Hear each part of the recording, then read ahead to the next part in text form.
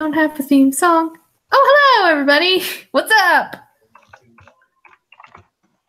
Welcome to Harem Stream, where all us ladies get together, and though we have difference of opinions into many objects, we do have one thing in common. We like comics. I'm being nicer with our slogan, okay? We like good comics. Yeah, we love good comics. We love comics. We love good comics. I don't think we like any sucky comics. We're very picky about our comics, but we like good comics. We just want good comics. This is factual, right? And makes sense to me. Yeah, and speaking of really good comics, we have a great comic creator here today with us. Why don't you introduce yourself? Hi, I'm Tim Morris. I'm the creative director and lead writer on Column, which it's finished, but the printing Kickstarter will be launching next week on Tuesday. Well, not this Tuesday, the next Tuesday, April 3rd. Mm-hmm. And on in the information below, you guys, I have put down where to get Column. We have the Column preview and more about Column in the characters. So you guys can click down and read along with us because it's a really cute series. And why don't you go and try and pitch to the people out there why they should read this comic? It's one of the things we have done is, in addition to basically a 91-page graphic novel, there's also audio included for character lots for a little bit more immersion. Think kind of Metal Gear Solid or Borderlands, that kind of stuff, where you get like extra audio insight. And they're done by professionals. We hope that is kind of that extra level of immersion that people enjoy so much. And that's basically oh God, I've just completely train wrecked the picture. Yeah, so basically it's a graphic novel about a tank crew in World War III, and it also includes an audio component. So that's what makes it special. How did World War III happen? Well, you said it's World War III. Stuff probably happened. Yes. The main story, we obviously haven't locked down too much, but basically it's 2029, so it's I guess 10 years in the future. There's this group that forms called the Metanational Transitory Pact, and what they are is essentially a trading organization that is basically designed to rival U.S. influence. They organize, before long they start ramping up their militaries, and then somebody invents a device that basically is able to disable all radio, like long-range radios, GPS, basically like an electronics blackout that scrambles signals. Someone design some sort of weapon that does that. It seems to affect everyone across the board evenly, but they basically do that, and then war breaks out, in large part because of that.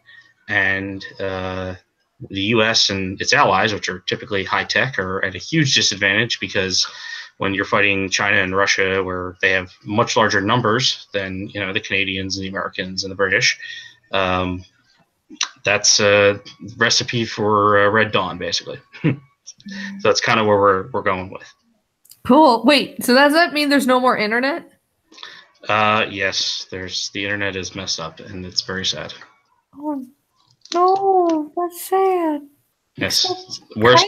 We wanted to think of the worst possible thing, and that was we thought that was the way to go. Well, I mean, there's always a positive for the death of the internet. I think, like death of Twitter and Tumblr. and I don't know.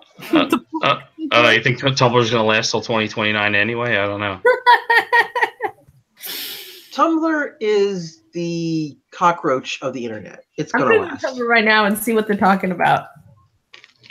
Okay, let's see what today's Tumblr topics are. Yeah, I ventured Tumblr. Okay, today's Tumblr topics are the Scooby-Doo crossover with Supernatural. And I think is that a real thing? Yeah, it's about politics and Scooby-Doo crossover. Great. That's why I'm not on Tumblr.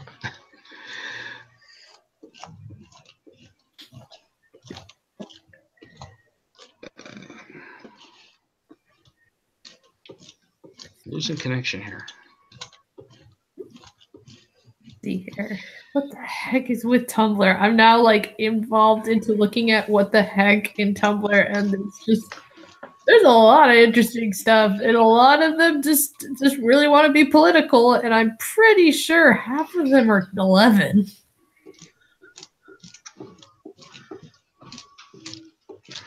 There you go.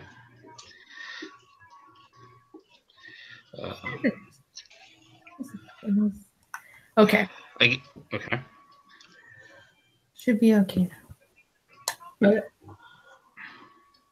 So, how many issues do you think your comic is going to be? We have basically volume 2. Well, when we're not really divided up into issues. It's installments. So basically, roughly 80 to probably 100 pages, and this one's 91, so it's right in the middle per installment. There's probably going to be 12 total for at least this crew. Maybe a little more than that, but not much. It's kind of we want to keep things tight, and they venture across. Well, not 12. I'm sorry, like 24. I'm thinking of regions. They go to about like 12 different places around the world, and the first one is in North America, and then that arc will be fully finished in volume 2. And then they're done in North America, and then they go over to England, and then they go over to France, and they start making their way across Europe, and that's kind of it's kind of a road trip in terms of the way we've structured the main story. So every time the location changes, there's going to be a little bit of a tonal shift, and hopefully the visuals will shift a little bit to kind of match that, but it'll still be fun and upbeat. So. That sounds really fun. And I'm looking at the characters right now, and I have to say they're absolutely adorable. Like, I read your series, and I'm just like in love with all the drawings and stuff. It's very chibi, very cutesy. Yeah, we kind of wanted to contrast some of the. I mean, it's no more violent than like an 80s action movie. Yeah. But it's kind of funny in the sense of like we contrast the. Of course, the cuckoo clock now. There's cuckoo clock still alive? Oh yeah, we have an Austrian cuckoo clock on our wall. Guys, it's real. But we wanted to contrast the it's war, so there's a certain amount of you kind of can't get away from some of the violence of it. But contrasting that with really cute characters and kind of an upbeat story, it's a little refreshing for people as opposed to especially a lot of the indie comics are super, super dark and gritty and sad, and we kind of don't want to take that route. So, well, I think it's really cute. Like, yeah, you're going for a cutesy thing, but less like Italia and more in the middle of the battle. Yes, we split the difference kind of between like chibi and standard anime. It's a style my artist came up with. His name's Ben Harvey, and he said it was kind of Metal Slug inspired, which I think is probably the closest in terms of stylistically what it's closest to. So I can see that. Yeah, it's fun. It was it's just he came up with it, and we made some adjustments to the story to kind of accommodate it. So people seem to like it, so we hope people will. If you want to see it, follow the link. It's free. You get the 22-page preview. It's basically a free comic. And it comes with some audio. So there you go. It was super cute.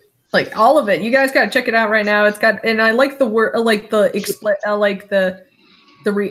do they call them? The onomatopoeias or whatever. The explosion words. Yeah. They look really nice. I really like them. I'm glad because I had to research. I didn't 100% know what I was doing with that because I have a screenplay background, and you don't exactly write out the sound effects. So that was quite the experience trying to figure out what worked and what didn't. So.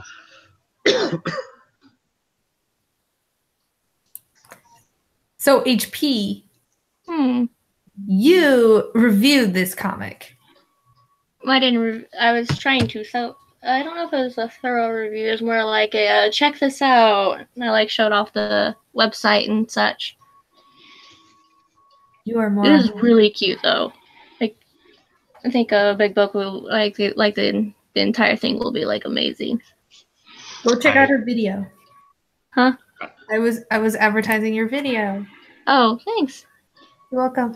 I can't believe I forgot to put the Kickstarter in. Wait, no, the Kickstarter's not out yet. No, it's you can't. I wish you could have a placeholder URL for the Kickstarter, but you literally can't do that until you actually launch it. So it'll be available next Tuesday, but I don't have a link in the meantime, which kind of sucks because you think you'd be able to do that because then you could show all the tiers and everything ahead of time. So I'm wondering maybe I should put together a blog post on the website.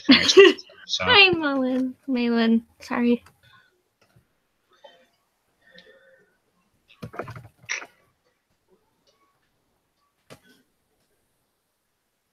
Okay, guys, all right?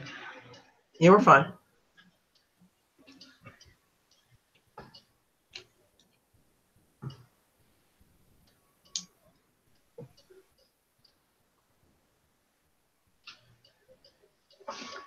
Where did our chatty woman? Where did Nerd go? Yeah, it's some kind of wonder. It's yeah, because she's usually the captain of the ship. Uh-oh. Oh. Wonder. Malin got her. He shows up, she left. Uh-oh. Malin, you're so abusive. And he's laughing. He's so mean. When he ripped her Affilia's head off, he's like, she got what she deserved, probably. You monster! That's so mean.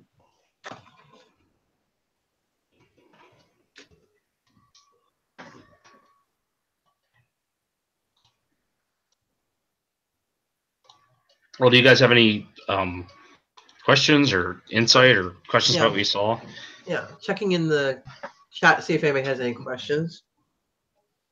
Okay. Nobody yet. Oh wait, how many crew members are in the tank? Is what was asked. Oh, it's an Abrams tank, so there's 4 crew members in the tank, but in this case, there's 6 main characters because it follows.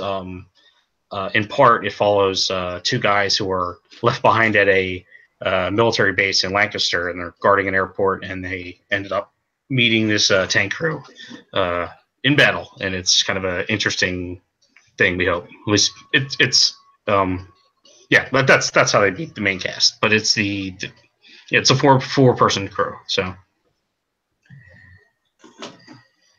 Oh, it looks like she did drop. So. I think I saw something about her internet. Oh boy. Oh, there you go. Well, if you want to know, actually, really the best way to get to know the characters, other than me spilling off about them specifically, is if you go to rawblink.com/characters. I think that link is in the is down below in the description of the video, and that is you'll see basically a giant picture, about a giant grid of all the characters who we've revealed at this point. There's 6 plus 3, so there's 9 of them. And the first 6 are predominantly in Volume 1. And if you click on each one of them, they each have weblogs, which is basically... Hi, Nerd Wonder. Sorry. Welcome back, Nerd Wonder. I apologize. I'm really sorry, guys. What happened? My internet broke. Malin did it. Malin, why? You're being a dick. He got Dark Philly, so he's getting us now. Oh no, he's trying to assassinate all the Womans. The SJWs were right. Toxic masculinity is gonna kill us all. Malin, why do you do this? All right. Sorry, I didn't mean to interrupt. Okay. All right. I saw something in the comments. Let's see here. Okay. Okay. How dark are you willing to let the story get? We definitely not to spoil anything, but there's definitely certain very personal themes I want to cover with the characters. And a lot of that is basically it's character driven, character growth. A lot of stuff that kind of exchanges for dark ends up being, or should I say, passes for dark now. It ends up being very nihilistic ways of looking at the world, and everybody dies, and it's all horrific. We're definitely not taking that approach. It's going to be closer to like an 80s action movie. But as for the characters' individual growth, there's a lot of really deeply personal stuff that they're each kind of airing out, and they're going to be growing as the story progresses. So, for example, if you go to the website and you click on Millie and you get a little sense of her personality, she's got a lot of stuff. She's got a lot of stuff she's carrying with her, both mentally and emotionally. And she has a certain way of dealing with it. And Kara, the other, she has a certain way of dealing with things. And there's stuff Hunter's dealing with that we'll get into. And Hatch and Jack each have their own personal things they want to overcome. Everybody's basically in position to grow. They're not. We designed the story. Basically, the story is the setting to tell the story of the character's growth, which I think is probably the best narratives. So. Are basically born from that, where it's about the characters. So that's where we're going with that. Let's see. I'm trying to read here. There's another one from the script doctor. Yes, we'll give you the idea for column. Okay, yeah, that's actually pretty kind of a fun little story. When I got out of college, I was focusing on game design. I took programming, I took screenwriting, I took creative writing, I took, basically the classes I took were kind of based around being a production assistant for game design. And I don't know if any of you have tried to get into game design, at least it was 5 years ago, nearly impossible, particularly if you're a broke college student coming out. And, people don't want your ideas, they don't want your input, they don't want your writing. It's really, really rough. But I did find someone who did, and I started working on a game for them. And they wanted to do like a really simple tank game, and it needed to be skinned and themed. And my idea was, we'll take these tanks and we'll kind of give them, we'll give the crews personalities that are kind of amalgamations of the spirits of each country that they're from. Well, long story short, that project basically ended up not really fully taking off and collapsing, and that was kind of my game design career pretty much. And I ended up with this idea for characters and stories and I should say this concept. And I went to my friend Mike, who's a musician, and he's the co-owner of Role Playing Productions, and he's the editor, and he's been absolutely invaluable. And I went to him and I said, hey, we have, I really want to write a narrative. And I have this kind of idea of, basically this tank crew where all the personalities are kind of an amalgamation of the American spirit. And then when they go to Britain, it'll be like the British and so on and so on and so on, the French and everybody's, because every nation's kind of got a flavor to it. And it was basically like, how can we best tell this story? First, it was a light novel, and then we were like, if we have a light novel with maybe some music, that'd be nice. Then we thought, maybe we'll try these audio logs.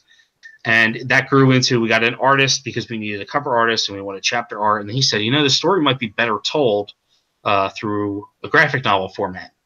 And after some convincing, he convinced us to give that a shot. And here we are, really almost 5 years later, and we've finally finished volume 1, and we're looking to print it. So that's kind of the full backstory of where this came from. So it was a lot of trial and error, and basically desire to tell a really compelling narrative that's fun and upbeat. So there you go. I like it. Somebody's asking, are the metas communist? Well, definitely Red China is.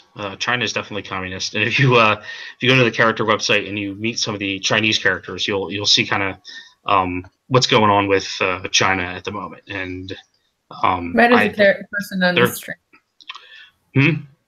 Oh, they were saying Meta's a communist. Meta is one of the dudes in the chat. Oh, all right, never mind. Meta has also asked, apparently there you go. asked HP a question. Hmm.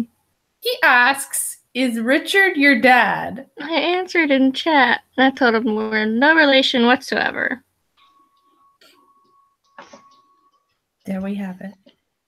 I'm sorry, I must have died during that. I apologize. Oh, you're okay. Bad. Okay, let's see here. I have a question. Go for it. Okay, it's super cute. It's kind of Metal Slug based. You guys all have experience into video games. Will this become a tiny Flash game one day? I don't see why not. It's narrative focused. I mean, I'm sure if we're successful, yeah. I mean, we'll try games. We'll try other ways to tell story and deliver entertainment. You know, I'm not. We already have the audio stuff going, so it's not like I'm afraid of multimedia approaches. So yeah, I mean, I have certain ideas I would want for games, and I don't know if it would work in a Flash game, but it would, you know, that kind of stuff. So there you go. But you know, we need your support on Tuesday. So there you go. Yeah, Tuesday, best day after Easter time. Yes, the Easter Tuesday. So that's we were told to start on a Tuesday, and that just happens to be the one that was in the right spot. So there you go. There we go.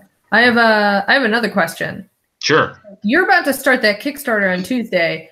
What kind of, and usually Kickstarters have like Kickstarter goals and stuff. Is there like a specific Kickstarter goal you think that everybody should know about?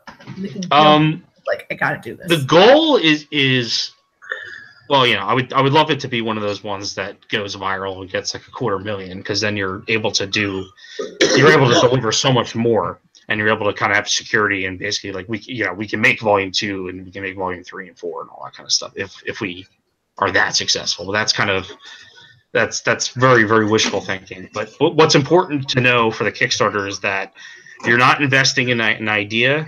The product is completed. It just needs to be printed and shipped to you. So it's not one of those ones where like, oh, I have this concept and here meet the characters and here's all this front end stuff and then hope I write the story and finish it. No risk involved in that. Basically, it just needs to be printed and it just needs to be shipped to you. So, and obviously there's other things like posters and stuff like that are part of the Kickstarter. But in terms of the actual core product, there's also the digital option. And if you order the print version, it comes with the digital version. So there you go. I like everything print, so I will take print. There you go. Okay, we do have some comment from the comment section from Makini90. He's saying it sounds similar to an anime called Girl und Panzer. Panzer. Well, funny about that. We started this in 2013, and very shortly after that, after we had already written the story and chosen our concept and already started investing in the art and investing in the voiceover and stuff like that, Girls und Panzer came out. And believe it or not, if you've watched Girls und Panzer, the English one at least, the voice of Sayori, who's the cute redhead who's the radio operator on the Panzer, she's actually the voice of Mei Shi, who's the Chinese tank commander. So we happen to also have some of the same cast, yeah. Oh my god, that is great. That show's fun and that show's cute. This one is, we hope it's kind of, it's definitely not moe like Girls und Panzer is, but it's kind of along the same lines where there's a little bit of tongue-in-cheekness to it. Dude. It's similar in design, but it's really not. The story's, it's actual war as opposed to what they're really kind of doing really cool training exercises in Girls und Panzer. So if you like Girls und Panzer, I really hope you'll like this.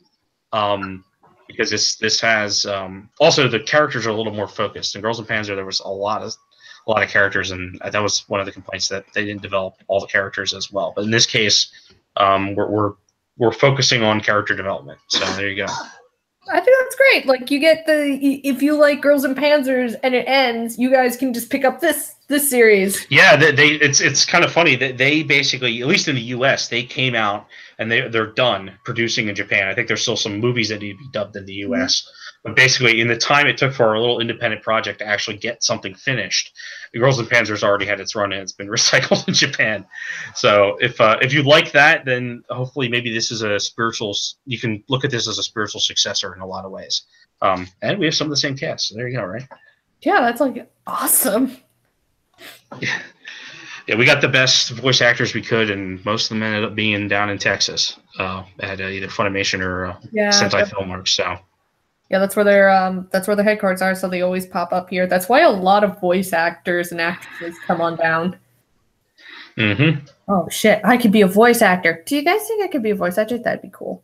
With all the voices you do, yeah. Really? Oh, neat. I feel so. I was just joking. Oh, man. Okay. At least you're not based in New York, somebody said. Well, you know something interesting about that? I'm based not in Texas. I am based in Pennsylvania. Two of our actors were in New York. Yeah, that's actually correct. Great gun shotgun, but not the people we worked with. Two of the actors, Carrie Savage and Kate Bristol. And Kate Bristol's a Funimation veteran. She just happens to be in New York now. I directed them up in New York myself. I remotely directed Jessica Cavello, who's the one in basically near Austin, Texas, who does work for Sentai a lot. And the other people were directed by Joel McDonald, who's also voicing Hatch.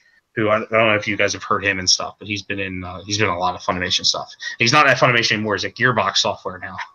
So it's everybody's been jumping around. It's very hard with an independent project because things move so slow because you have to try to complete stuff on your own, and you have a very small team. So, but yeah, those people were directed by Joel, who were in Texas. And basically, if you go to the website, if you don't recognize the actors from clicking on the characters, there's an actors page at the top. Like if you click like the tab, it's one of the links, and that'll tell you who everybody is. And you probably if you watch any dubbed anime at all, I guarantee you've at least heard probably 3 of them.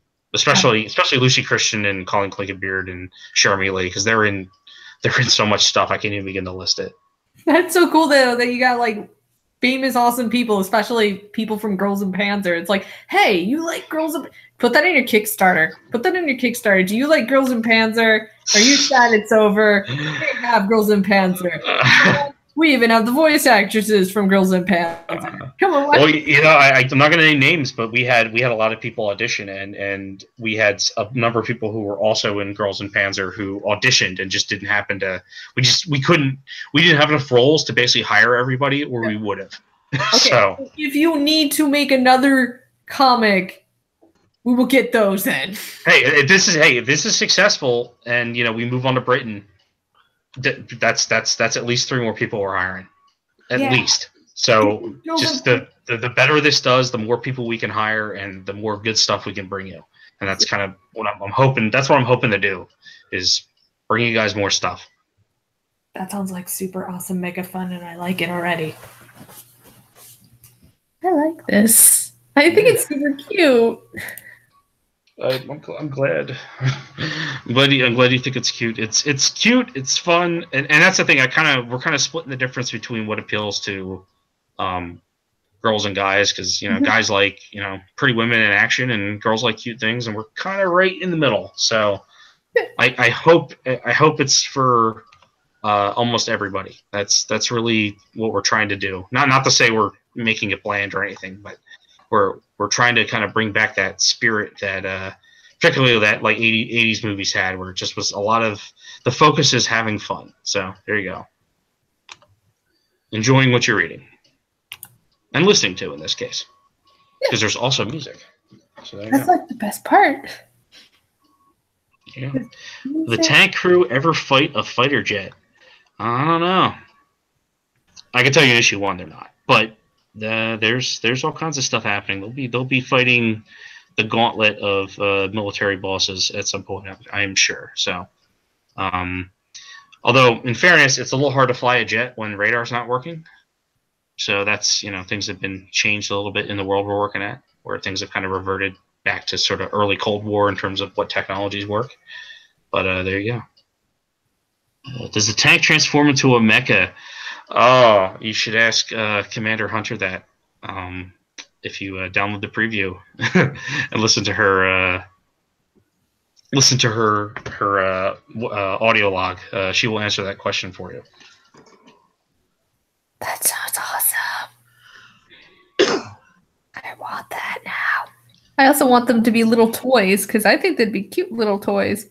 I mean, not right now. I wish we had money to like do, because that's the thing. It's like, it's one thing to have like one thing made, but if you want to produce anything, it's so expensive. No, it is. I'm just saying, like, if it becomes highly successful, I would love to see a toy. I would love to make you a toy and provide toys if we could. So yeah. Come on, we have a 1/4 scale Abrams and Type 99 tank that we have for our convention table eventually. Nice. And we have to go with that. We have the Girls in Panzer little characters that are like the same scale in the tanks. So there you go. That's perfect. And I just like all of it. It's so cute. I like cute things too much. Tanks could be a money maker in model kits. They are in Japan already. Not column tanks, but like that's becoming a much bigger hobby. Basically, back in the United States kind of pioneered the model kit making. The Europeans were really into it, especially like shipbuilding, because that's always been around for a long time. And the Japanese were the first to really start making things that were completely fictional, here robots and stuff like that. But since then, since that's, I don't want to say fallen out of favor, but the market has expanded, and now they're very popular to make basically exact replicas of World War II tanks and modern vehicles and stuff like that. And I used to make models when I was a little kid. I thought I was okay at it, and now I've seen people who make stuff now, and I'm just like, oh my god, I do not have the talent to justify even owning the Model L and trying to put it together. So there you go. Did you get inspiration from Dominion Tank Police? No, I did not. I do know what that is, and I've actually heard a lot of people compare what they read in the preview to that. So I will check that out at some point. It was not inspired by it, but I mean, I am kind of in the zeitgeist of anime and whatnot, so I'm sure it was inspired by something that was inspired by that, like Full Metal Panic or something like that we really loved. So maybe indirectly, it's like, it's very possible that we're repeating some themes and repeating some styles. So it's like poetry; it rhymes, as George Lucas would say. I got a question. Did you get this? Oh no, sorry, I just read that. Trying to read these other ones. Transform attack. Favorite Metal Slug character? It's been a while since I played Metal Slug, and you guys are gonna be mad at me. I forget the name of the one with the glasses. It's not Aerie, or is it Aerie? I get her and the blonde chick mixed up. But the one with the glasses is cute, so I'm gonna say her. Okay, cool. You said FMP, so interesting. Yeah, Full Metal Panic was a huge inspiration for us. Theo, thank you. Full Metal Panic was a huge inspiration for Mike and I, both in the writing and the way they approached a serious subject while still being able to be lighthearted at times. I'm a huge fan of Full Metal Panic. It's probably overall in terms of full series is probably my favorite anime.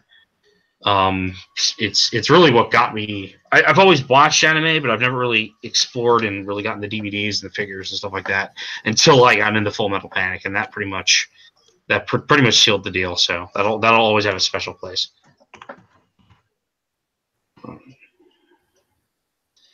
If it's in Asia, I don't know what's going on here.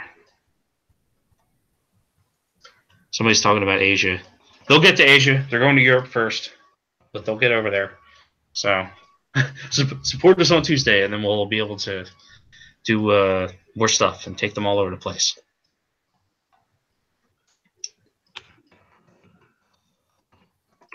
Oh, we lost a nerd.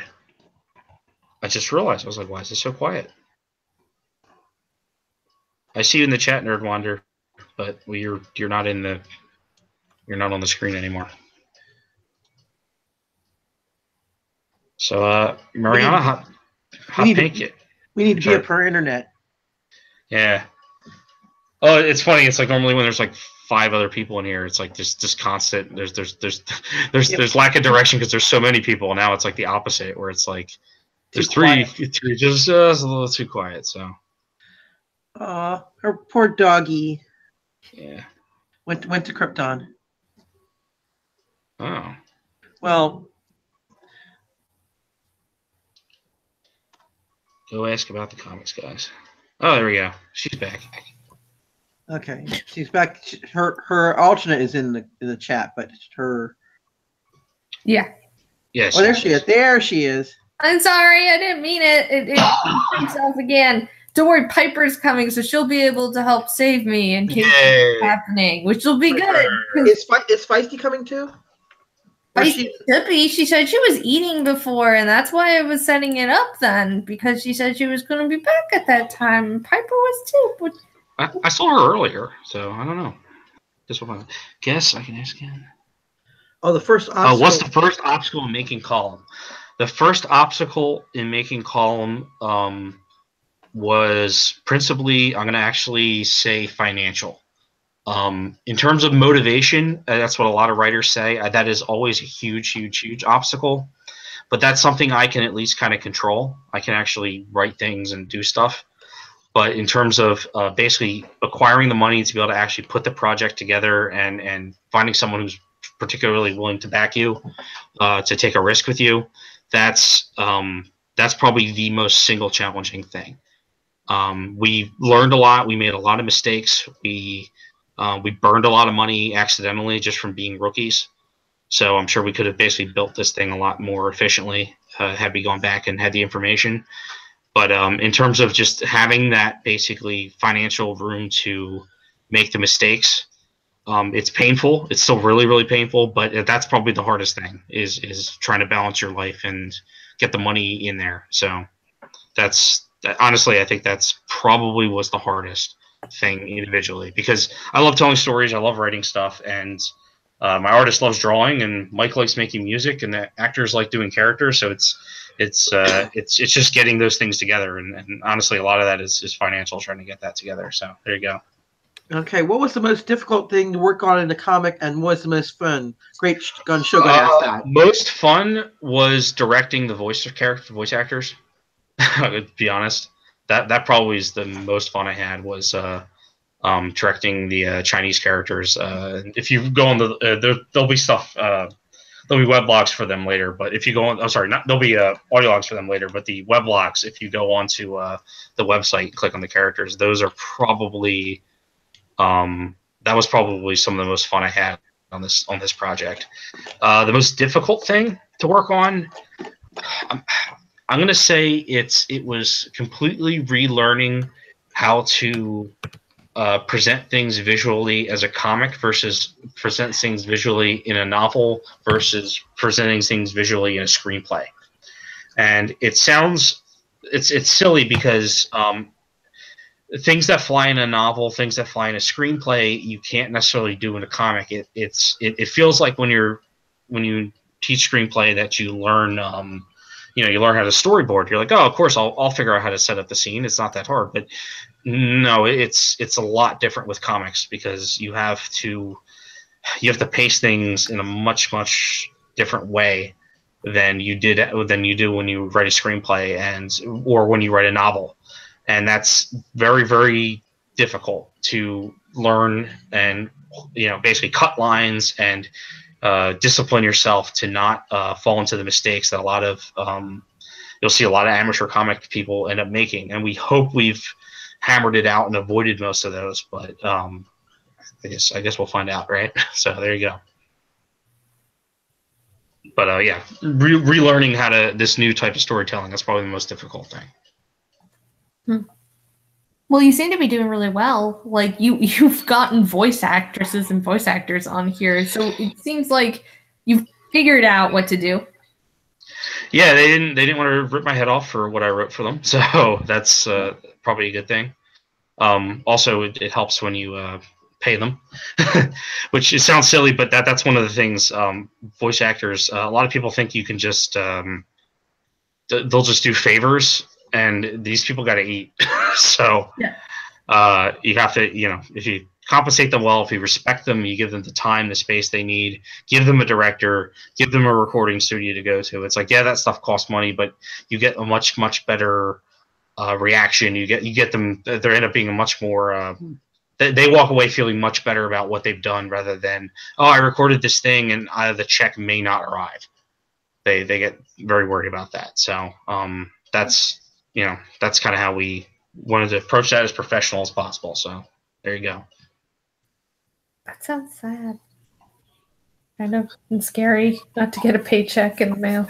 Yeah, I mean, I've heard horror stories from. I'm good friends with some of these VAs now, and I've just heard horror stories of just them getting absolutely burned for hard work they did, and never, maybe they were cut or maybe the project collapsed. Particularly if it's an independent project, it'll collapse, and they're like, oh, we'll find the money later to pay them for the work we did, and then the project falls apart, and then, either they hold the money to pay down the debt, or they just, the money just never materializes, and then now the actor's done, X amount of hours of work, which is their professional time, and they don't get paid for it, and it makes them very, very gun shy when it comes to approaching particularly independent projects. So, but we completely remedied that. So there you go.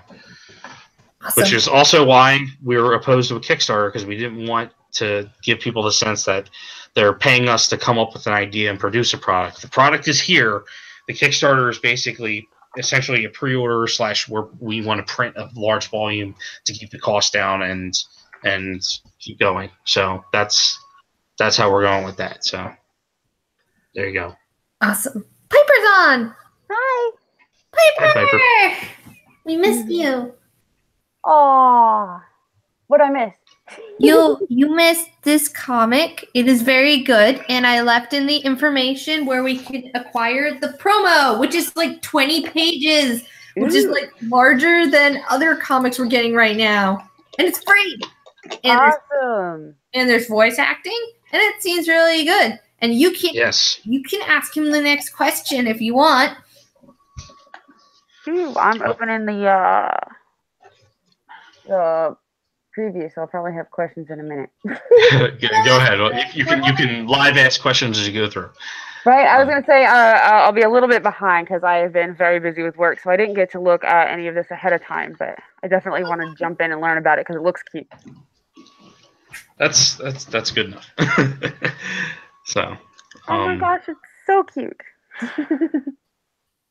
Thank you, Great Gun Shotgun. I kind of botched it in the opening, but yeah, I mean the whole concept of basically having the product done, so you're not basically sending your money and then having faith that the person produces what you're asking them for. In this case, it's done. That's why the 22-page preview is up for free on Comic Central, because hey, we want to show you, yes, this is done. This is a thing that exists. The audio is there. It exists as a thing. So there you go. It's just basically you're going to get what you pay for, and it's going to be delivered to you. You're not going to have to wait 5 years, and I'm not going to disappear off the face of the earth because I have writer's block or something. So it's very important we provide those guarantees, because I know basically Kickstarter gets a bad rap because a lot of people, they don't deliver what they promised, and this unfortunately it's kind of the only way to get funding for what we're doing. But we want to mitigate the risks that you as the customer are taking as much as we can. So, short of a meteor blowing everything up, I think you're going to get what you pay for. So. Smaxo asked a question. I missed it. What was it? Under Spike's stuff. Do you want to ask it, Piper? Ew.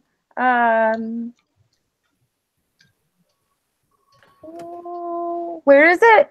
It's under Spike saying that he was downloading the sample, and everybody was like, "Oh yay, that's so nice." And something about Pickle Joe, and Okay. Oh, okay. I see. Uh. Okay. Yeah, that's a good one because I want to know too. Any interesting stories to tell during the making of the comic? I had to back up a little bit. My bad. Interesting stories. Other than just living my life and the disaster that is, which you can debate whether that's interesting enough. I guess I got some kind of mildly fun stuff. Do it. A couple of the VAs I'm actually really good friends with now. And I got the other summer I got basically just a series of pocket dials from them. I think both of them were either having phone issues or something. One of them was my friend Jessica Cavello, who's the voice of Meishi, and she called while she was in the booth dubbing Maria Hollick. So I can tell how long this project's been going on. And I answered the phone, and I didn't know what's going on. And she's in the booth, and she's talking as her character, or rambling and ranting. And I didn't know what the hell was going on. I'm like, what is this about? and then she's talking to the director because I'm trying to answer her, and she's talking to the director. She's like, please, can you speak up? Can you speak up? Because she can't hear the director. But I'm just hearing that on the phone.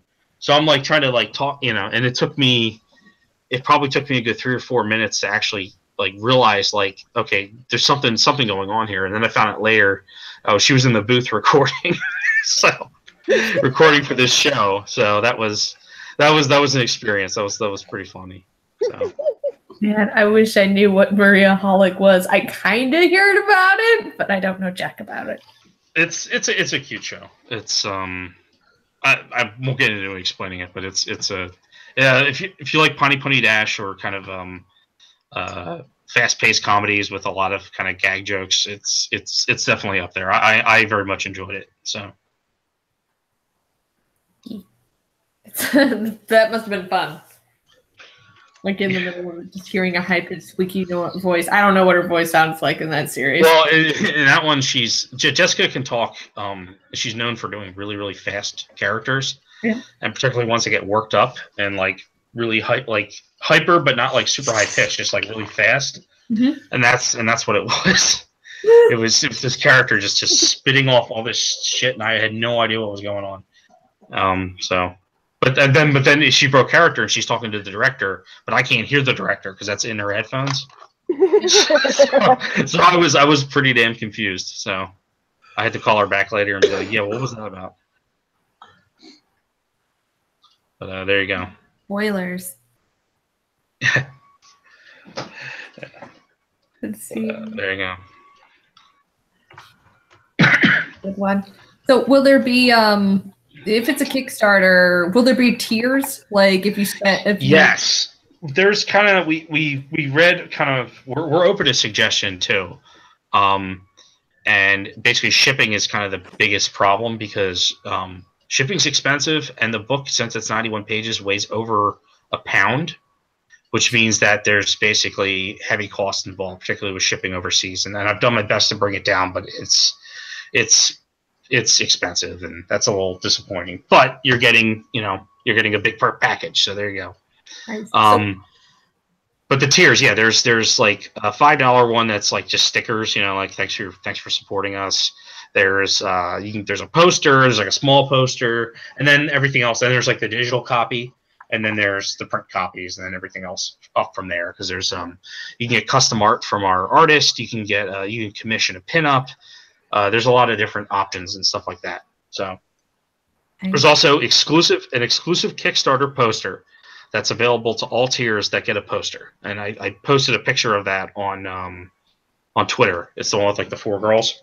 Oh, okay. And it kind of looks like an action movie poster. So there's that one. And then there's also, have you seen our pinups? Our promo pinups? No, I haven't. Well, there are promo pinups that are basically like army propaganda style. We've had different artists on them. One of them, because the guy ended up in Europe, so I couldn't have him do a second one. So I had another guy do it, and he did an excellent job. And they're basically sort of World War II style pinups with like a modern twist on them of the characters, and they're all designed like propaganda. One of them is talking about how you should use reloaded brass when you're training, and that's from the Civil Defense Corps. And then the other one is about staying hydrated, and that's from the Army. And we have a couple other ones in the pipeline that we're going to have made.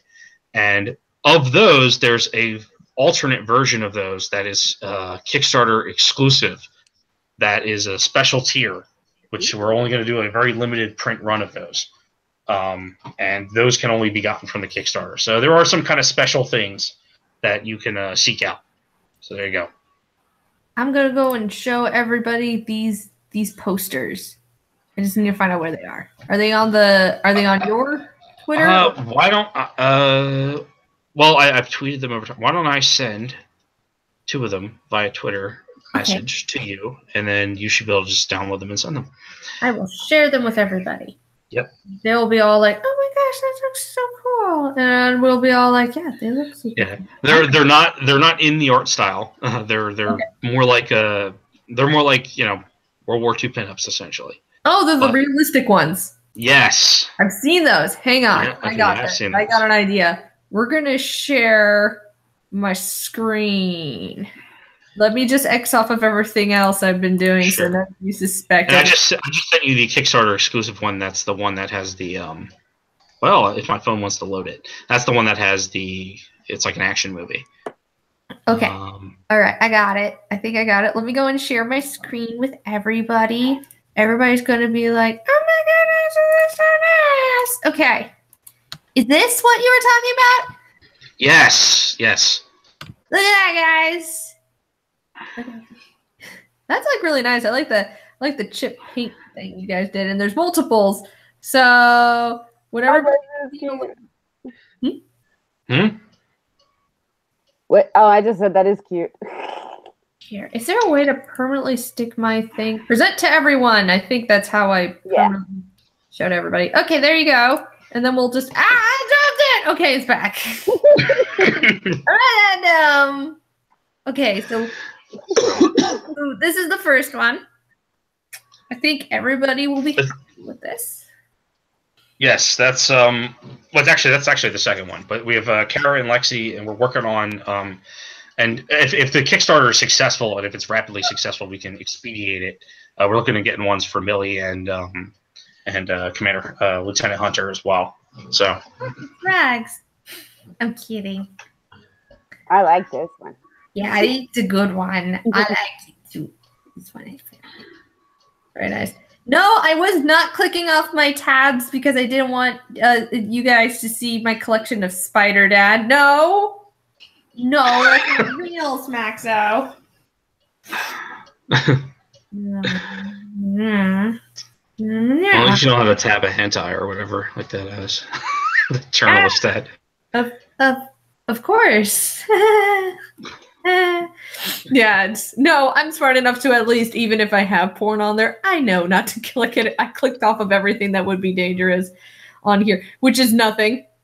Just a bunch of YouTube videos I was watching. So, okay. What else? That is not part of the stream. No, that was me the other night. Okay. All right. Okay. This is not. You do not get this, guys. This is not a poster. That's crazy. No, that's. Oh, this is okay. Oh well, so you're on my. I think you're on my whatever things I posted. Yeah. But, yeah, it's that one and the other one. And if the Kickstarter is successful, there'll be a Millie one available and there'll be a Hunter one available relatively quickly. And basically when you order, if you order a poster, you have an option from the Kickstarter exclusive one, from one of the pinups, or you'll have an option of if you get the extra special.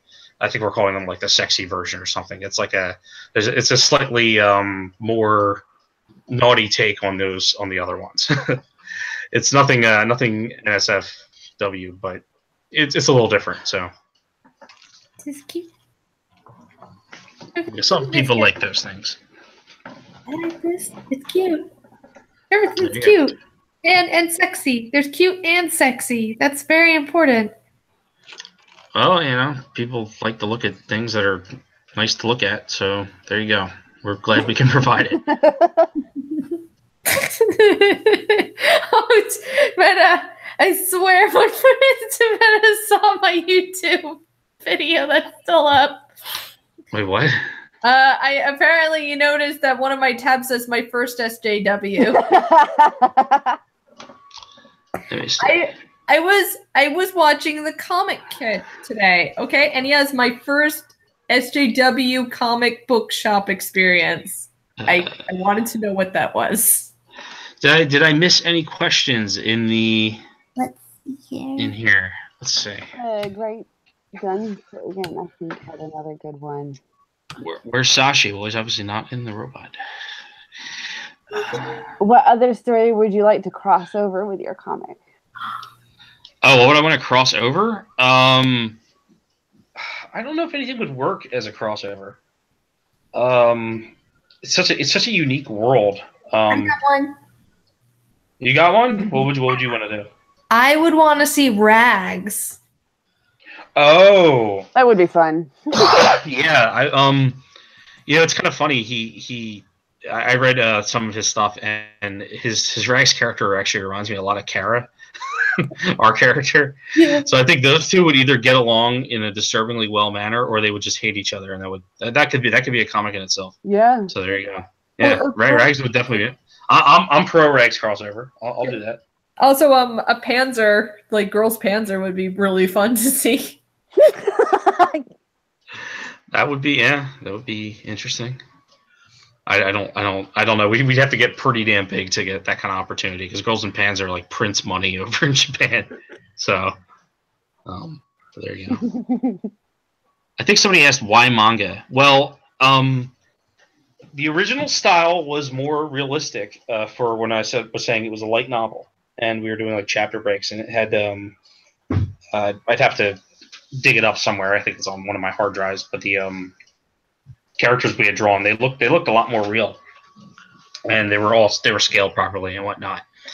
And basically, when we scaled it down to look more cute, we had been talking about manga and stuff like that in terms of like where we thought maybe the market was going. And when we got that design, it just kind of worked for us, and we just never ended up trying basically a difference between cartoon, comic, and manga. It just kind of like we saw the art style we had, and we're like, you know what, that's going to be the one. So also we have anime voice actors too, so why not go full wheat? There you go.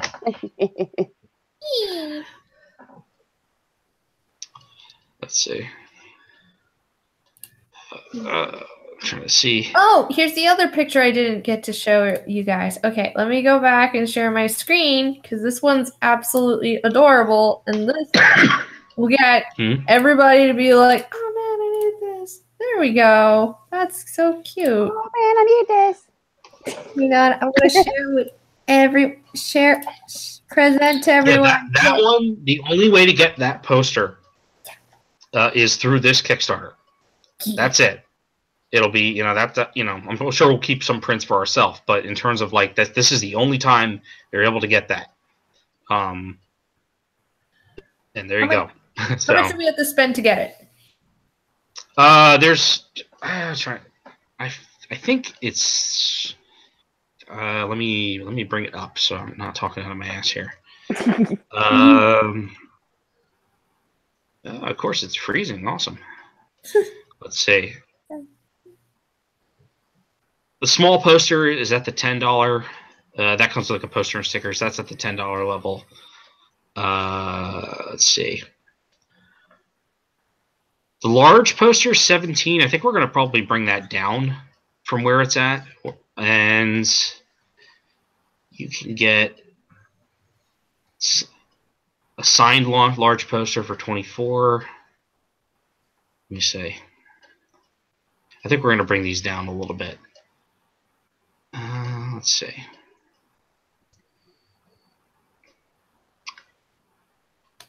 Basically, the hard book is $25, and then if you add a couple bucks on there, you can get it with a poster and whatnot. So $5 for the small poster, and it's probably going to be closer to $10 for the large. So that's just because we got to print them. So I like it. It's super cute. There you go. That is cute. Okay, McKinney's asking, who are the editors of your book? The editors. The editor is myself and Mike. We couldn't really afford to bring on a professional editor, so we just basically we've had probably about a dozen different people who I know personally outside of internet world look at stuff just to double check. So we edited it pretty hard. So that was there isn't a particular lead editor. I'd just say if you want to say like who had the lead editor role, it's pretty much me and Mike were the ones who went back to lead edit. Okay, McKinney made a joke to keep the milkshake girls away from it. Yeah, that's what I was about to say. I agree. I thought they liked girls. I don't know, man. Maybe not. Well, they don't like boobies. That's for sure. Don't like boobies. And I like boobies. Hey, American Swordfish has a good question. Okay. Who designs the characters? I'm the one who came up with all the concepts for the characters, from the personality down to everything they're wearing and what they look like. However, I am a pretty shitty artist. So Ben Harvey is really the guy who created the concepts as we see them. I mean, it was heavily with my direction. I told him what to do, but really in terms of like who designed them to make them pop so much and look so cute, you can thank him. So Ben Harvey, he's our lead artist. Nice. So it was a collaborative effort. You had the ideas and he brought them to life. Correct, yeah, because I'm a decent writer. I am not a decent artist, so you don't want me hand drawing it, and it would just it would not be the same. So it wouldn't be good. This is so adorable. I want to hug it. Oh, shit. Wait, what? Who do you want to hug? Oh, that's not what I heard. Oh my god. No. That's why I was like, wait, what are you looking at? Ew. Oh, I swear. Poor Eric came in. He first thing he heard was boobies. Poor Eric. Boobies.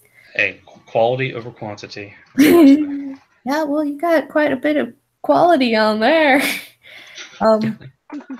Yeah, we didn't. That was one of the things we had thought about, basically, like how do we approach, and a lot of this was because of the kind of the climate, especially with comics, where there's just kind of active shaming for anything that's paints girls as either pretty or curvy or any really sexuality at all.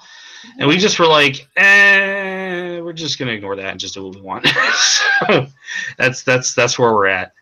And that's also, I guess, part of the manga influence, because manga does not care at all. So we were like, manga definitely does not care. Yeah. No, it doesn't. So we were like, if they don't care and we don't care, we want to write characters that are strong and interesting and fun and funny and God forbid they're beautiful, right? So there you go. What is the inspiration for the story? Inspiration for the story, other than kind of what led to the project, which was basically a video game concept I'd been working on that collapsed. The story was basically we wanted to have that 80s aesthetic, and we wanted to not bog down, basically be as realistic as we can without bogging down the story with the tediousness of Modern Warfare. Modern Warfare is despite what maybe Call of Duty would have you think, is very high tech, long range, and a lot of waiting around. And we kind of wanted to go back to that Cold War era with like a sense of adventure where the bombers and the airplanes aren't doing the majority of the damage. You're basically the people on the ground are the ones who are moving the front line back and forth, like back in World War II. And that was basically that's what led us to create the disruptor device, basically, which the metas are using to, end radar and GPS and internet and all this other stuff. So basically, what if the technology went away, and then our characters who we came up with were, inspired by various things. What would basically a road trip adventure through, this kind of pseudo modern battlefield would look like. And that gives us basically a really good opportunity to tell the stories and have the viewer or reader connect to the characters. So that's really kind of what inspired it. And was there a reference for the series from American comics and from manga that you used, or did you wing it? I would say it's closer to winging it, and I would say it's actually probably less from print media and more from visual media, like stuff like Full Metal Panic and anime and movies like 80s action movies and stuff like that. That's really probably where, in terms of the tone and in terms of kind of what directly inspired it, it's closer to that kind of stuff. Because honestly, that's the stuff that I grew up with, and that's the stuff I continue to love to this day. And to say I'm an expert in manga or comics is probably nowhere near accurate. So, just gonna be honest, it was a lot of 80s action movies and a lot of anime. So there you go. That's awesome. Let's see. Okay, Switchpoint asks, "Who is your favorite character and why?"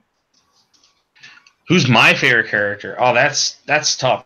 That's like picking between my children. I'll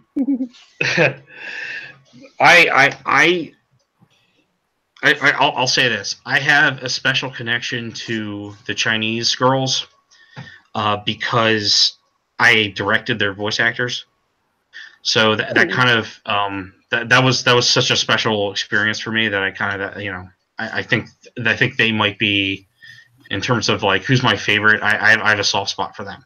So that's probably the fairest way to answer that. Otherwise, I'd rather find out what people, what is your favorite from what you've seen in the preview and what you've seen on the website. Like who's really catching your eye. That's really that interests me far more than analyzing who I connect with more. I mean, I'm sure Kara would punch me in the face, and it would be really awkward with the other characters anyway. So it's not like oh, I can I could see myself being friends with a certain character. It's like that's not really the angle I write from. So there you go. I did see somebody else ask something and I missed it. Yeah, Smaxo asked, was this based on personal military experience, or did you have an advisor? Oh my god, that's a good reply. I did about 2.5 years of ROTC in college before I could not continue for medical reasons, and that absolutely crushed me. But I still took, I think, about 6 semesters of military history, and this is also I'm also somebody who's basically just, I can't stop reading about military tactics and history, particularly modern warfare kind of stuff. So I just eat this up. As for advisor, I talk to every veteran and person with experience I can when I meet them, and I want to know their story, and I want to know what they think and what they feel and what their experiences are like. And sometimes you can get pretty good ideas from reading books on their stuff. Sometimes you just need to talk to guys. You'd be surprised. Like I was at the YMCA the other day at the gym, and I talked to just some random old guy who was there, and I guess he was lonely and he wanted to talk to somebody, and we started talking, and he asked if I was in the Army, and I said no. But I asked him, and then he told me all about his service as basically an Ajax surface-to-air defense commander in the middle of the desert in like Nevada or something. So I found out all about that, and I found out about the basically nuclear-tipped anti-aircraft SAM missiles that they were using, and just information you just wouldn't get from just not having conversations with people and being open-minded. And it's not like everybody thinks the same. And it's not like every veteran I've ever met I thought is a great guy, because I've clashed with some people. Definitely for sure. And you get pretty varying opinions, particularly people who are fresh back from the fight. They have a lot of different opinions about what was going on and what they're doing. But I just talk to a lot of people, and I always try to listen and gain information that way. And that's kind of, I mean, I know that's not personal experience, but that's the personal experience I've been applying to try to tell my story in a more realistic way. So there you go. Okay, McInerney asks again, what game would you describe best fits this comic? Game? Let me think. Probably. That's a tough call. I'm trying to, because maybe something like Battle Wars. Metal Slug's kind of a little too chaotic. This has like a lot of narrative going on. So, was it Valkyria Chronicles or something? Maybe something like that. It's a little closer. It's kind of a road trip, the comic. So in a lot of ways. So maybe not necessarily a military shooter, but something with lots of characters who in like an RPG who are there and they're going on an adventure. So there you go.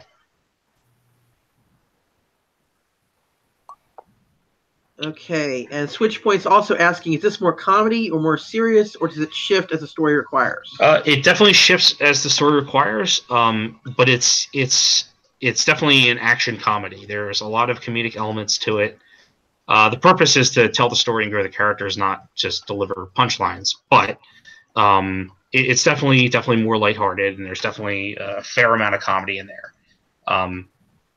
So I would say it's probably closer to more comedic than serious, but that doesn't mean that we won't get into serious subjects and serious things won't occur, and it doesn't mean the threats aren't real that the characters face because it's a comedy. So it's not Looney Tunes, but I would say it's definitely more on the lighthearted side. So I should say, or a good example is Commando a comedy?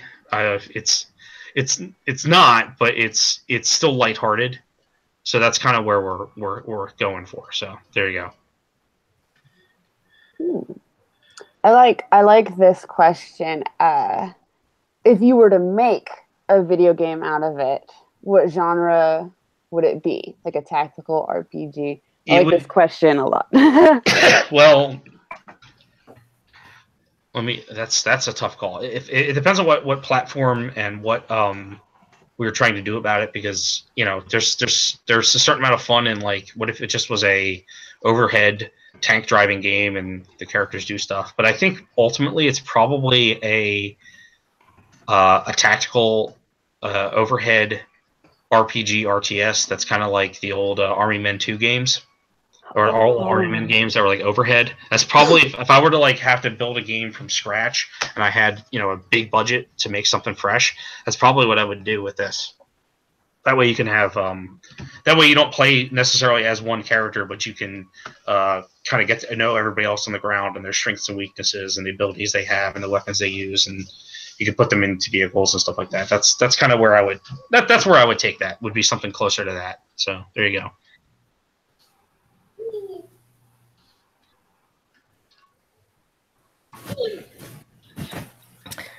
See, what else is being asked? Man, my internet died on me. There we go. Don't worry, it's back again, so it should be fine. I'm just picking up all the questions now. All right.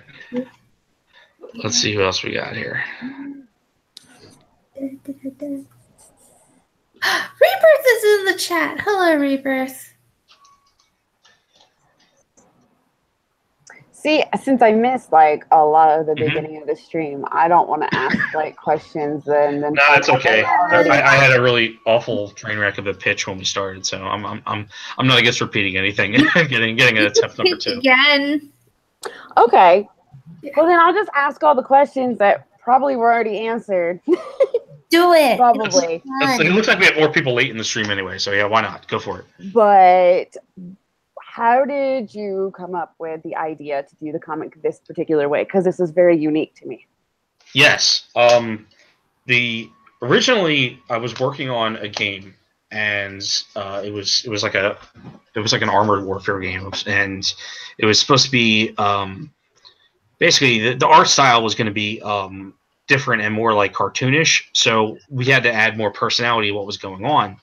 And I had this idea, basically, what if the tanks had crews that were like basically personified the countries they were from? Not so much stereotypes, but kind of like, the spirit of that country. And after working on that for a while, that whole thing completely collapsed, and that was that. So, get into game design, kids. It's crushingly disappointing.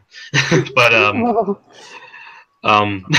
but basically, I went to my friend Mike, who also happened to be working on that same thing before it fell apart.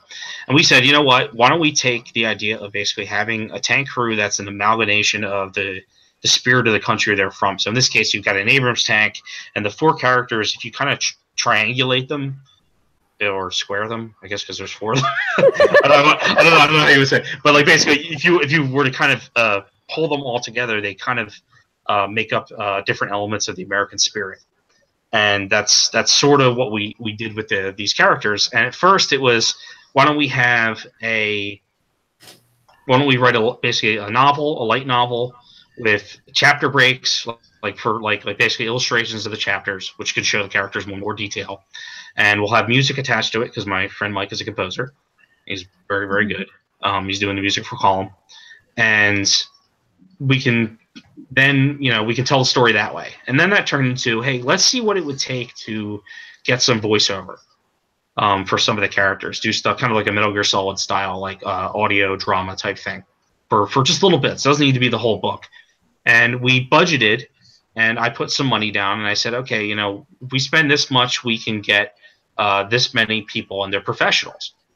Because we reached out to their agents, and that turned into, you know what, we should do this for all of them, and have it be kind of its own, like, basically companion CD with the book. That was the idea originally.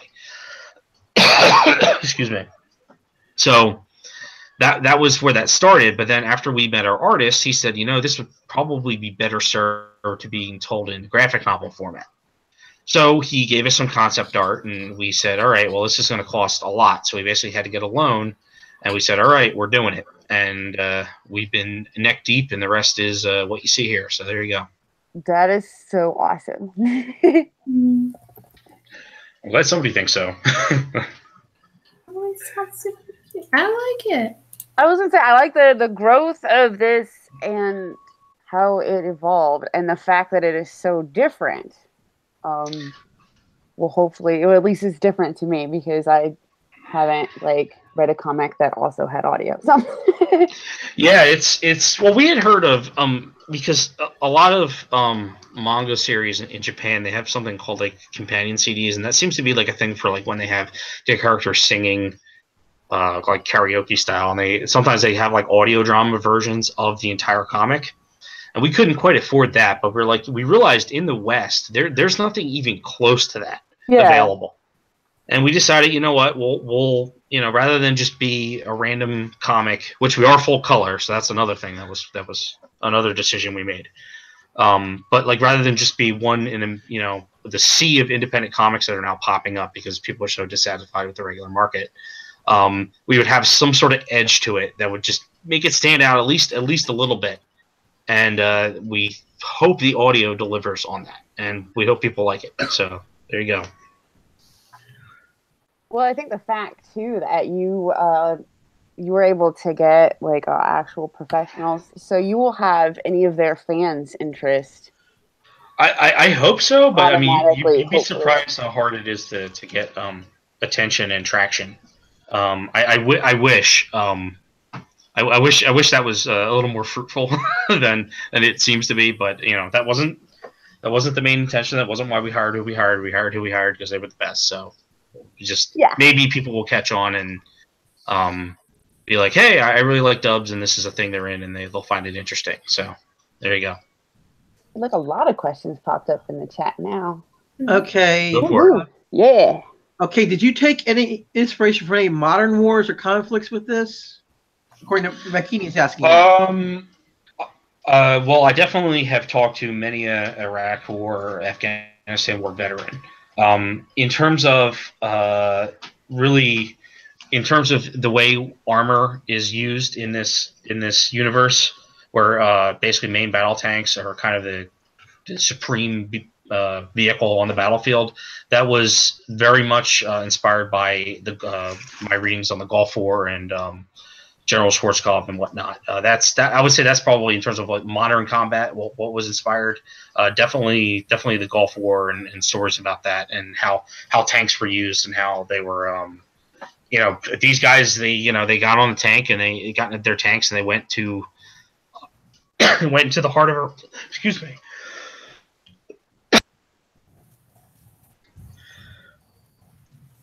Sorry about that. I lost my voice there.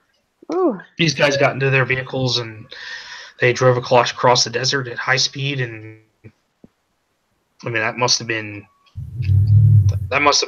kind of peak adventure when I think about it. So there you go.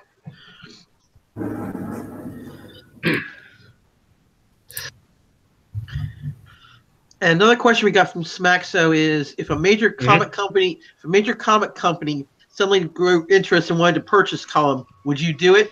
And if you do, who would you let buy it? I would only let somebody buy it if I saw what their plan was to move it into particularly foreign markets like Japan and whatnot. So we're looking at, like, you're talking like Viz Media, Crunchyroll, something like that, even Rooster Teeth or something like that. That would be the only companies in terms of production who I would really be like, on top of my list. Let's talk. Let's get this done.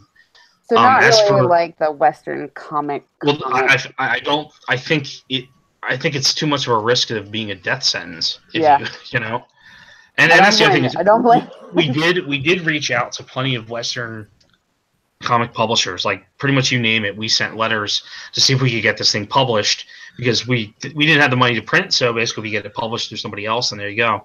And nobody wants it. And it's not that they don't think it's good, because all the feedback we've gotten from people has been great, including publishers and stuff like that. But they don't.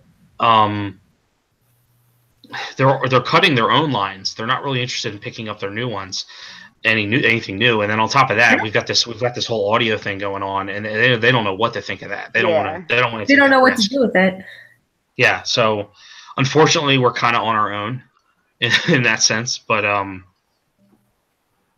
So I mean, we're open to it. I mean, I'm not saying don't reach out to us if somebody wants to pay us to publish. So word on the vine is that Antarctic Press is looking to pick up people for monthlies for their mangazines.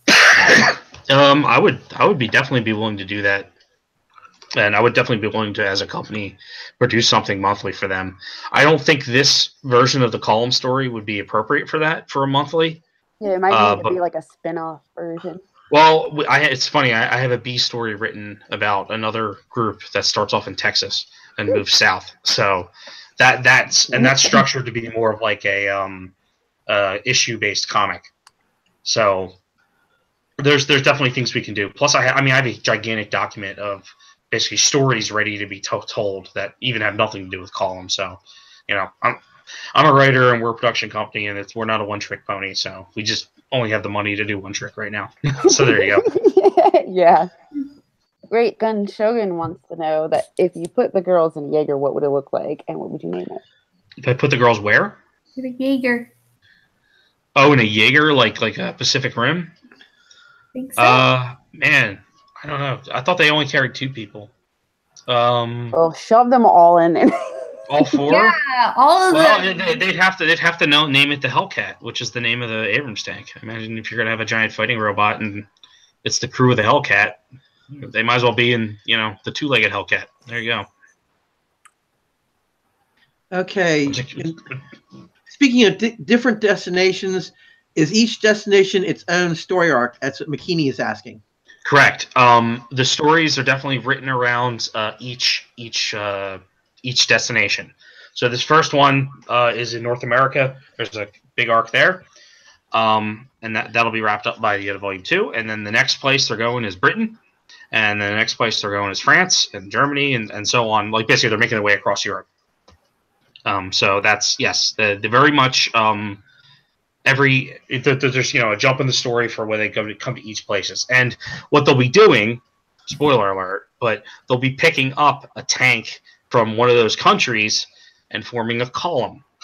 So hence the name column. So when they meet the British, they'll have a challenger added to their posse, and when they meet the French, it'll be a Leclerc, and the Germans, it'll be a Leopard, and so on and so on. And it'll be about discovering what we have in common with them and what they disagree with, and how they get along, and very much a celebration of all the places they go to. So there you go.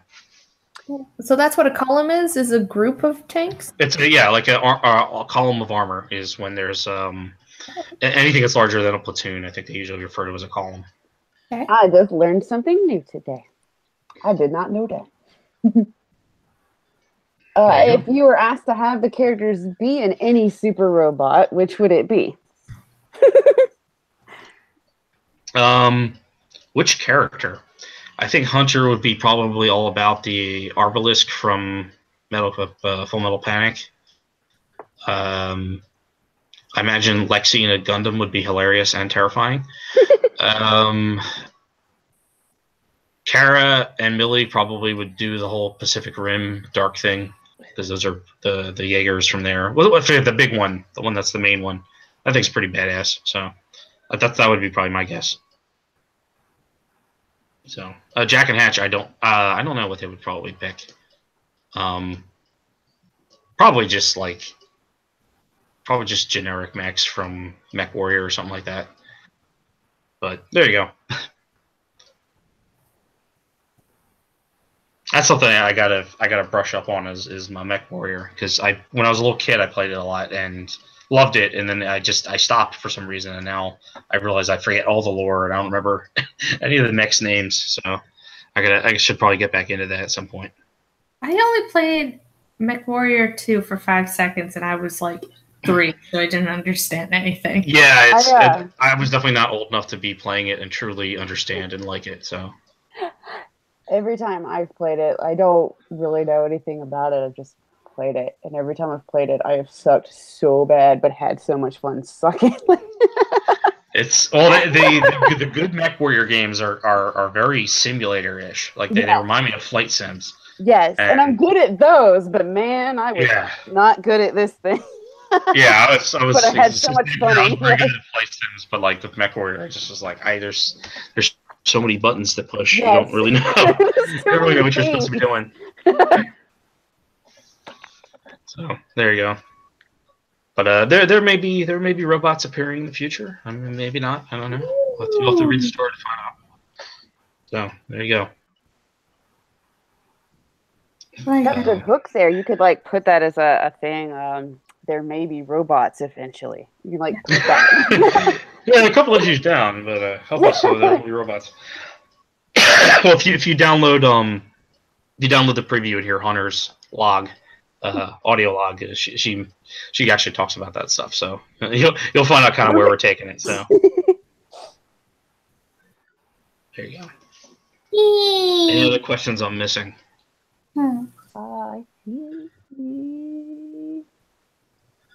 Got everyone's so far. Just points at Hitalia, but Tank Girls, not all that far off in a lot of ways. There's definitely a little bit of that going on. So,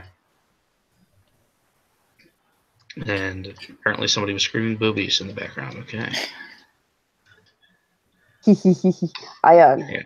That was Nerd Wonder. What about me? What did I do? Boobies! Boobies! The dog perked up when I said that. My sister's dog is in the room. She keeps coming in and wandering around and then walking out. But I said boobies, and then she just looked at me really happy. Dog knows what's up. Yeah. Some babies like boobies. Dogs love boobies. Dogs love. Yeah, cushioning. It's cushioning. Not cushioning us. Well, we didn't make any exceptions with the character designs. They are what they are, and there you go. You can see them on the website and whatnot, so you kind of know what you're getting into. So there you go.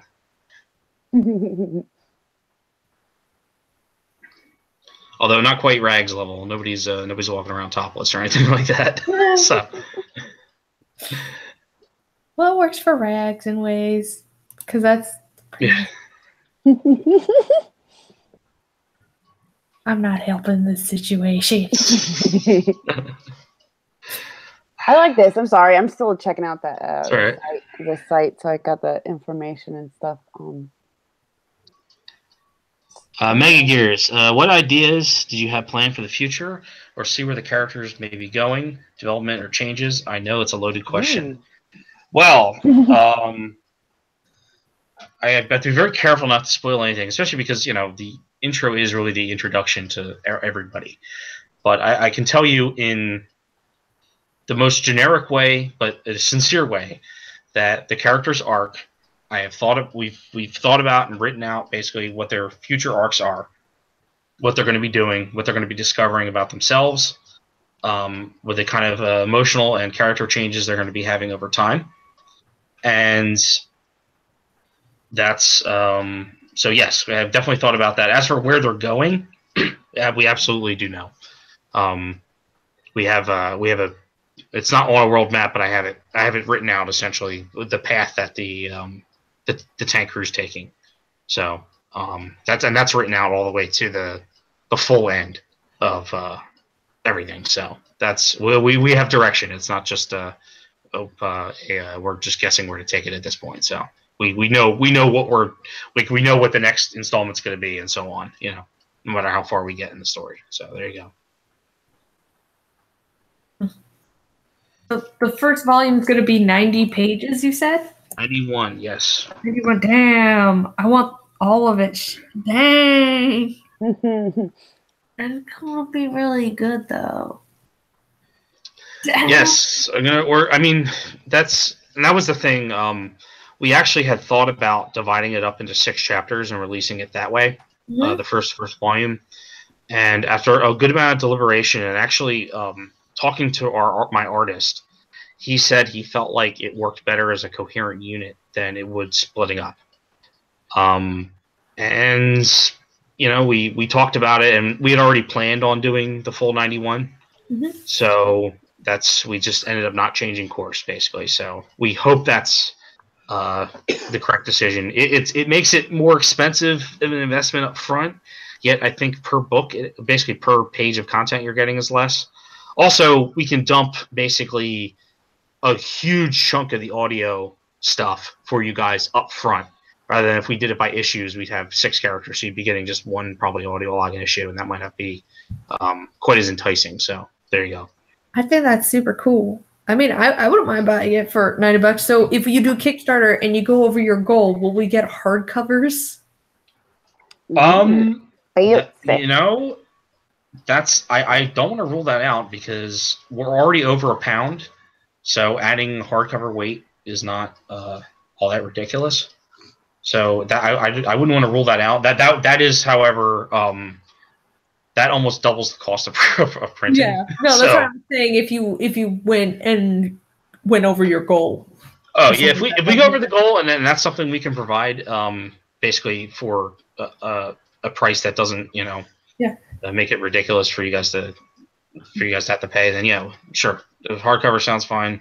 The more we get past our goal, the more stuff we can give you. I mean, if we make it a certain point, we can probably give everybody a poster for free and not even have to worry about it because the cost per unit goes down a certain amount. So we'll have to see where that goes. But that's I really hope we hit I hope we hit our initial goal, which I think we'll probably be able to do without too much trouble. But in terms of like the long-term stuff, I mean, there's always that kind of dream is that Richard retweets it, and then all of a sudden, you hit that 250,000 mark. So there you go.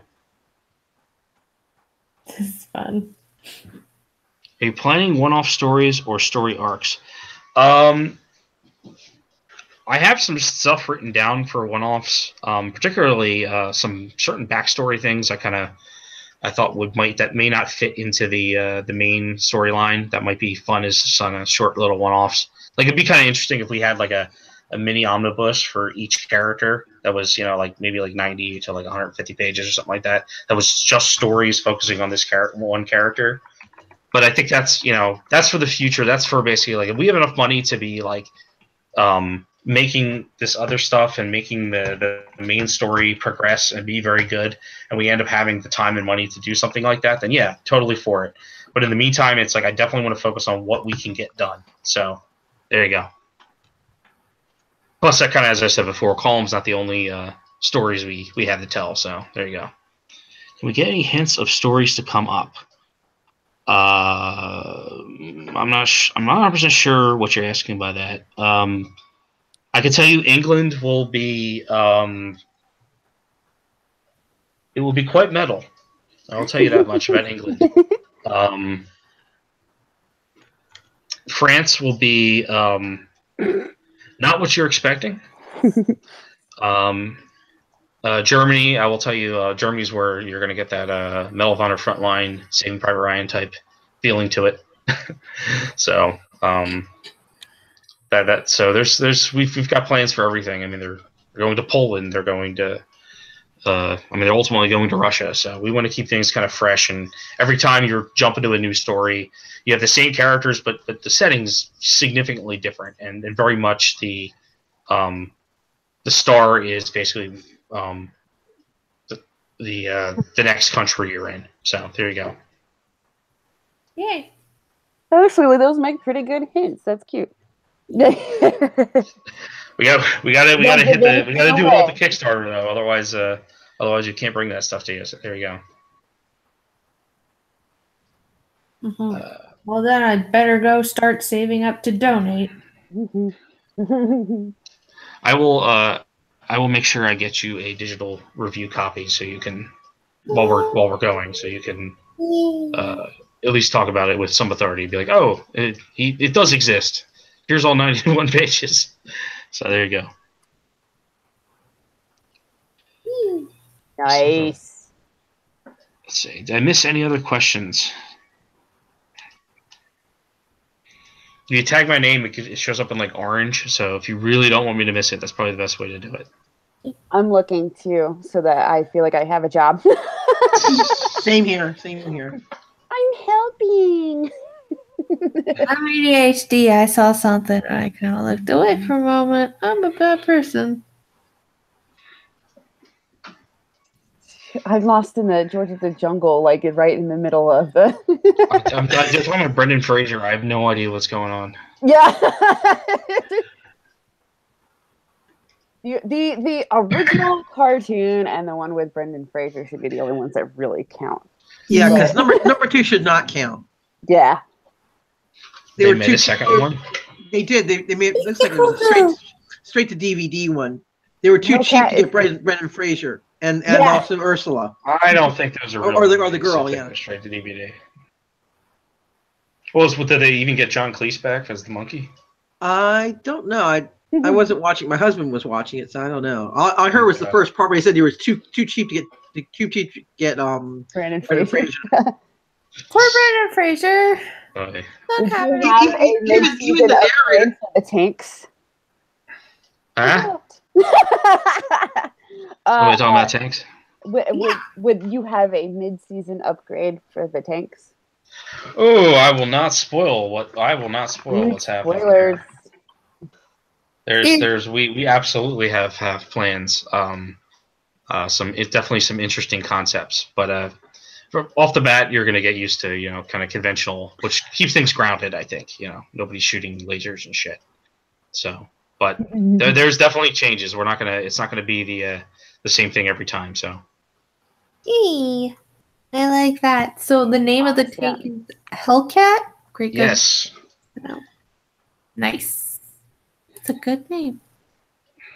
Hell, the guardian of the Greek underworld. Mm-hmm. And it's a cat, so it's cute at the same time, right? There you go. No, that's not Greek. That's Norse. Or Norse. Oh, sorry. I'm mixing up my own mythology here. No, but nobody minds. It's all right. We understand what you were meaning. But I still think Hades Pussy would have been a good second name. Like that might be a band. Sounds weird, but That'll be the upgrade. Messy. That'll be the upgrade. Nothing's changing the tank. They're just changing the name to. There you go. There you go. So.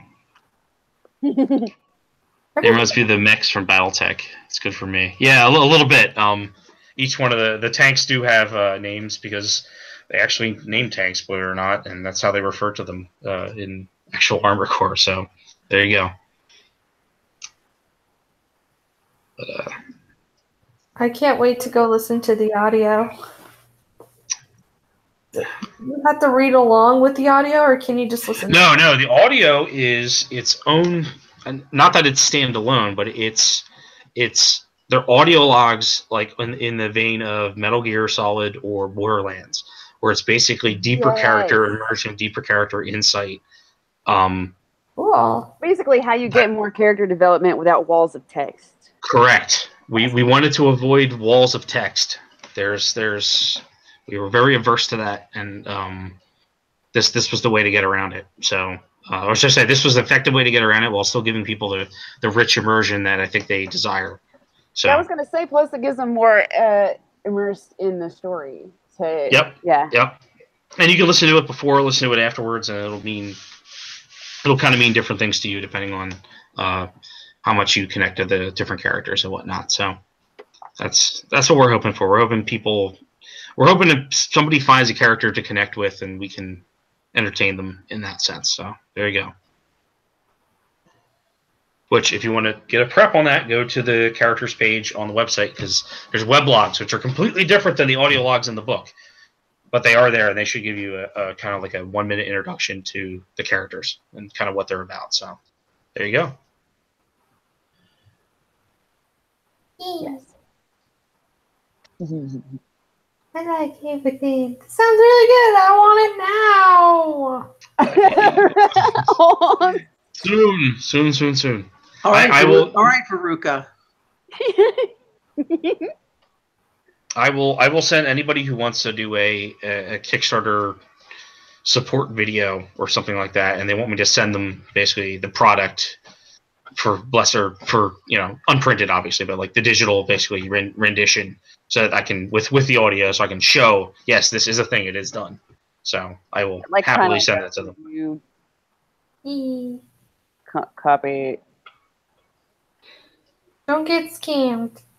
I got distracted by a picture of popcorn. That's how I'm doing tonight. This thing. I'm tired. Look, there's a lot of interest. Like, I'm definitely excited. Despite really, really liking some of the comic Kickstarters that I've seen, I got so, I don't know, screwed by Kickstarters. Yeah, it's a great place, except for that people eventually get burned, and then they get burned one too many times, and then they never want to go back. So yeah, so I've like boosted a lot of people's, but not put my own money in there because I'm poor, and I like having things for my money if I'm going to give my money to things. This right here has definitely got my as soon as I have some money. Yeah, and the digital version will be available right away. And in the Kickstarter, if you want basically the whole experience minus the physical print, the digital version comes with the audio. It comes with some like digital versions of the posters and that kind of stuff. That's really the cheapest way. Yeah. In terms of, it's also probably going to be the fastest, because that's just a matter of we have to distribute the code so you can download it. With nothing else, I want like a poster or some stickers, because I like stickers and posters. But if I can, and if you manage to do that, if I can get a physical copy, that's what I want. So, so yeah, I'm excited because this is one that I know the stuff exists. So, yes, I've been told many horror stories, and some professionals even, which surprises me, where they pitch the idea and they have the concept art, and they're like, I made comics before, you know me. And people are like, yeah, and they throw money at them, and then 5 years later, nothing has happened, and there's no updates. And in this case, it's like, I couldn't sleep at night if something like that was, if somebody gave me money to do something and then I just didn't do it. I don't know how. I don't know how they can function. So in this case, basically, we've done all that ahead of time. So there's no, we've mitigated the risk as much as we can for the people supporting us because we think we at least owe that to them. So there you go. Yeah, that's got me like invested because I know I'm not investing in an idea. I'm investing in a thing that's already a thing. It's a good thing. Yeah, and it's really cool. So we're just supporting, we're donating to not art and stuff. We're donating to publishing. Correct. Yes. Probably also ensuring that you guys can get paid for your work. Well, in some ways, you're buying into the idea of the company, and obviously we have debt, so we have to print these things to sell them, so we can make money to get out of the debt we're in for producing it. But so anything you guys do in the basic Kickstarter helps us immensely.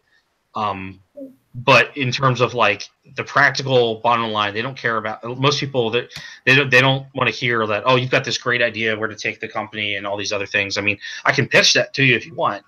But most people they just want to know that their money, they're going to get what they're being told they're paying for, and they're going to get it within a reasonable amount of time. And that's really my priority, is to provide that for those people. So there you go. Nice work. There you go. Macho King Jordan Pickleson. All right. Don't take anything he says to heart. No. I think he was neat. He's the one guy in the audience during like a stand-up comedy routine that's in the back going, "You suck." That was you need that person. You need that person. The old guys in the box. Yes. That's whose voice I was reading that in. Yes, that's perfect. So. Oh, Mike says that he can write up a review for Bleeding Fool. Cool. Yeah, hit me up on either Twitter or my email. If you go to the website, you can find that there. And yeah, I'll send you anything you need. I have a press package and all kinds of goodies too. So just let me know, and I'll send you anything you need. So there you go. Let's see. Any ideas after column? Oh, do we have ideas? We have so many ideas. Many. So yes, but that's we have to deliver this product for the people who want it now. So that's the focus. So that is importante. Yeah. Let's see. And there's people talking about pickles. My bad. That's all right. No, just trying to make sure I didn't miss any questions. Oh no. No, but adding on to that, that you have other ideas after column. Are they in a similar direction, or are they just completely like way different?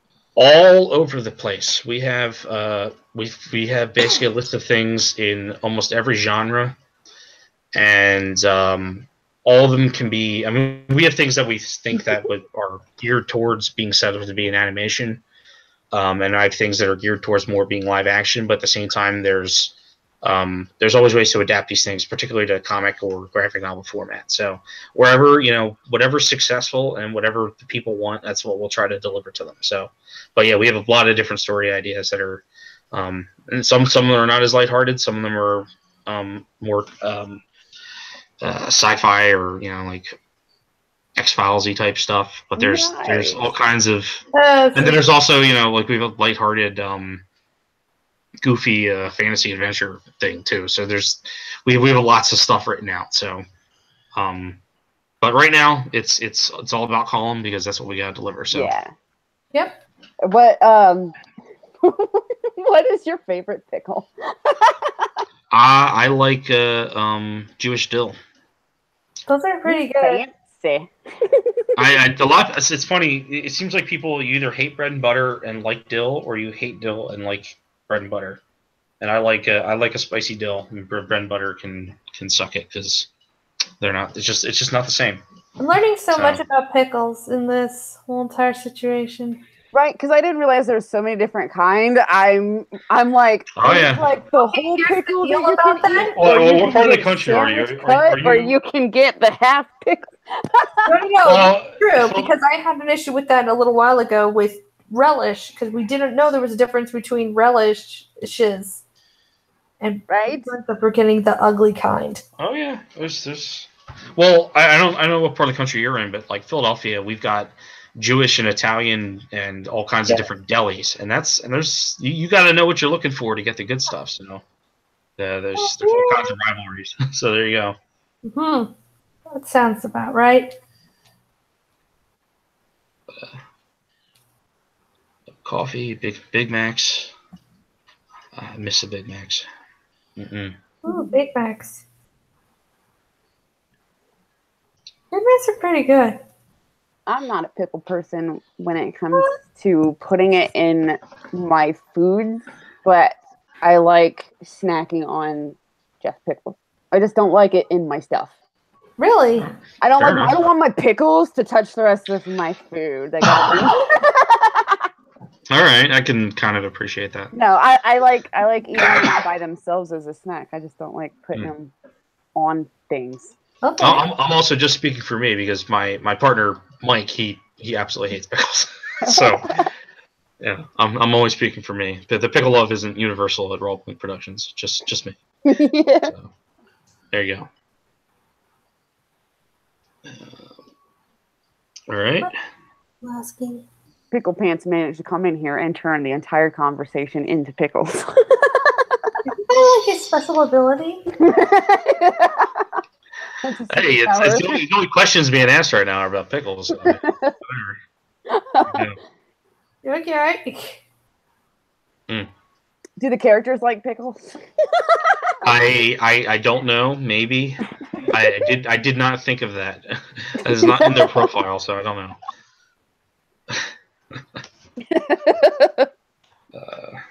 I'm sure some joke will pop up like that eventually. I'll manage to work it in. But there you go. Piper, did the preview work for you, Piper?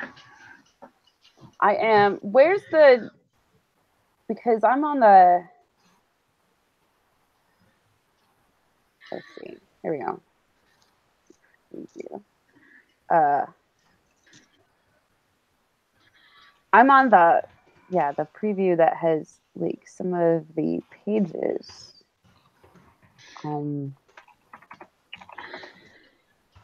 I liked all the pages. Preview. Yeah. Well, that's good. Isn't that what you want when you make a comic? From the pages themselves, I'm already interested in the comic part, so everything else is like a bonus. Oh, there you go. The fact that it's more than just this comic. Well, we wanted to get a good artist, and we wanted to do it in full color. That way, if for some reason the audio you don't care about that, at least there's something decent, a proper quality product on the other end. So. Well, that's good. There you go. And I think from looking at this, that Lexi would be my favorite character. Well, I don't know. It's hard to pick. Well, if you go to the website, go to characters, and click on Lexi. There you go. Learn a little more about her. And she's this audio. I keep reading up on them, and I'm like, this is my favorite one. And then I read the next one, I'm like, well, this might be my favorite. Perfect Harem Girls. Good. Yeah. Fit so well into our streams because they are super. Yeah, we were very careful to. It's funny. One of our initial ideas was basically how do we tell this story in long format, and one of the things we found that was best was to tell it from partially the perspective of another character meeting these characters, right? So basically, all the goods aren't spilled immediately. You have to actually discover them as the reader. And we had one guy, and we thought, okay, well, we'll have him kind of tell the story about how he meets these girls. And we're like, this is going to smell like a harem. And we wanted to kind of avoid that a little bit. So we split them up into Jack and Hatch. And they're very much... and we think they're a really good balance. And we get to avoid... of course, they're girls. They're interested in them. But it's not like all the traps and tropes that you typically fall into. So there you go. Okay, that's great. Yeah. But Yeah, I think Lexi's my favorite. I finally decided. My favorite characters are either the ones that are like way different from me, or the ones that I identify with the most. So. Well, there you go. So there should be. I mean, we hope there's somebody for everybody. So. I like them all, except I do like the pink one. Well, I like them She's all, really but everybody always has a favorite. Yeah. If you don't have a favorite, you're lying. Well, I was happy when Mega Gears was talking, and he was telling me that he really liked Hatch, who's the guy with the helmet on and the face mask. Yeah. And like, and that was good to hear, because there's always that fear that you have one character overshadowing everybody else and making it like like, oh, you might as well just make it star them, because they're the kind of the Green Ranger effect, where like once he becomes popular, now all of a sudden he's the leader of the team. Well, I like all of them pretty much, yeah. But if I had to choose a girl, I think I'd choose Pinky. If I had to choose a dude, maybe Hatch, because I just can't see his face, and there's some fun about that. But Jack has this cool little attitude. Yeah, they're definitely close friends, but they're polar opposites. For Hatch's aesthetic, we wanted to go for like the Call of Duty kind of protagonist, where you can't see his face and he just looks like another casualty, essentially waiting to happen. But we wanted to kind of red shirt. Yeah, he's very much a red shirt, but we wanted to put a twist on that, and we connect that into his character and his personal insecurities and whatnot. So that's why he does that. But if the relationship is partially based between me and my friend Mike, because our sense of humor, in terms of the way they, especially the way Jack talks, that's like, that's definitely Mike and I's sense of humor coming out. And then there's also, have you guys seen Psych? Yes, I love Psych. We love Psych as well, and we've realized very quickly that subconsciously, the relationship between oh my god, of course the main characters' names are, I remember the actor Rodney and Dule Hill, but the main characters, the two main guys. Yeah, so what did you say? Pineapple Bros. Basically, the subconsciously, those guys were kind of sneaking in there in the relationship that Jack and Hatch had. So eventually, kind of when we realized that, we kind of embraced it a little bit. So you'll see a little bit of that going on. So there you go. There's a good question in here.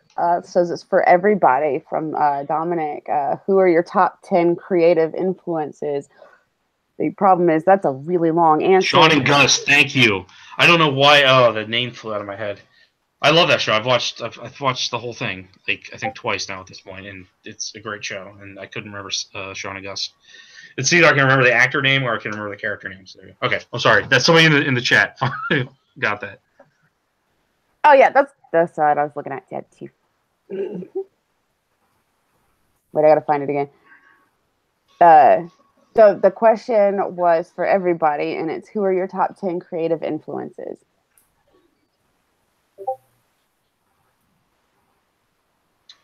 I don't know if I could do 10 off the top of my head. Yeah, so I was like, this is a hard one and a long one. I'd have to like sit down and really start listing. Yeah.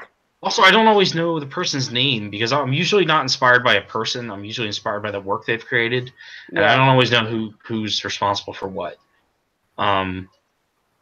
If I could list 10 things that are kind of like column, maybe, and that might be a little easier.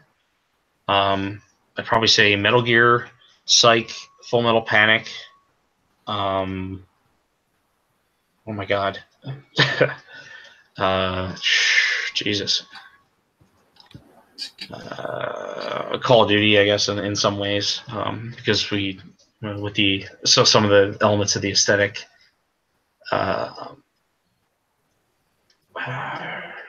Geez, I don't know. That's too tough of a question, to be honest. Because it's just an amalgamation of all these different things. It's hard to narrow it down to as wide as something like 10 in terms of like what are the main influences. So.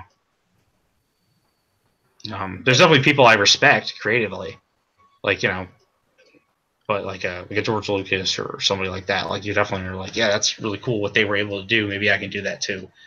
But as for like, you know, who am I modeling myself after? I'm really not. I'm just me, and I'm a mess. So there you go.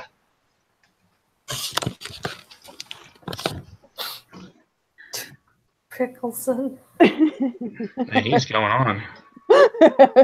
He's going. One of these days, I gotta learn how to make streams better, so when people watch the streams later, they can see the chat. I actually think you can now. Yeah, I got It some shows things the popped chat up. from the new live streams from here on. It shows the chat, and you can also comment on the side. Oh my goodness, I need to learn how to do that. So now we can trigger Marvel Pros when they see the fake dance slots and Mark Waits. oh, come on. They already blocked us and they hate our guts. It shouldn't matter. I don't think they're going to waste their time.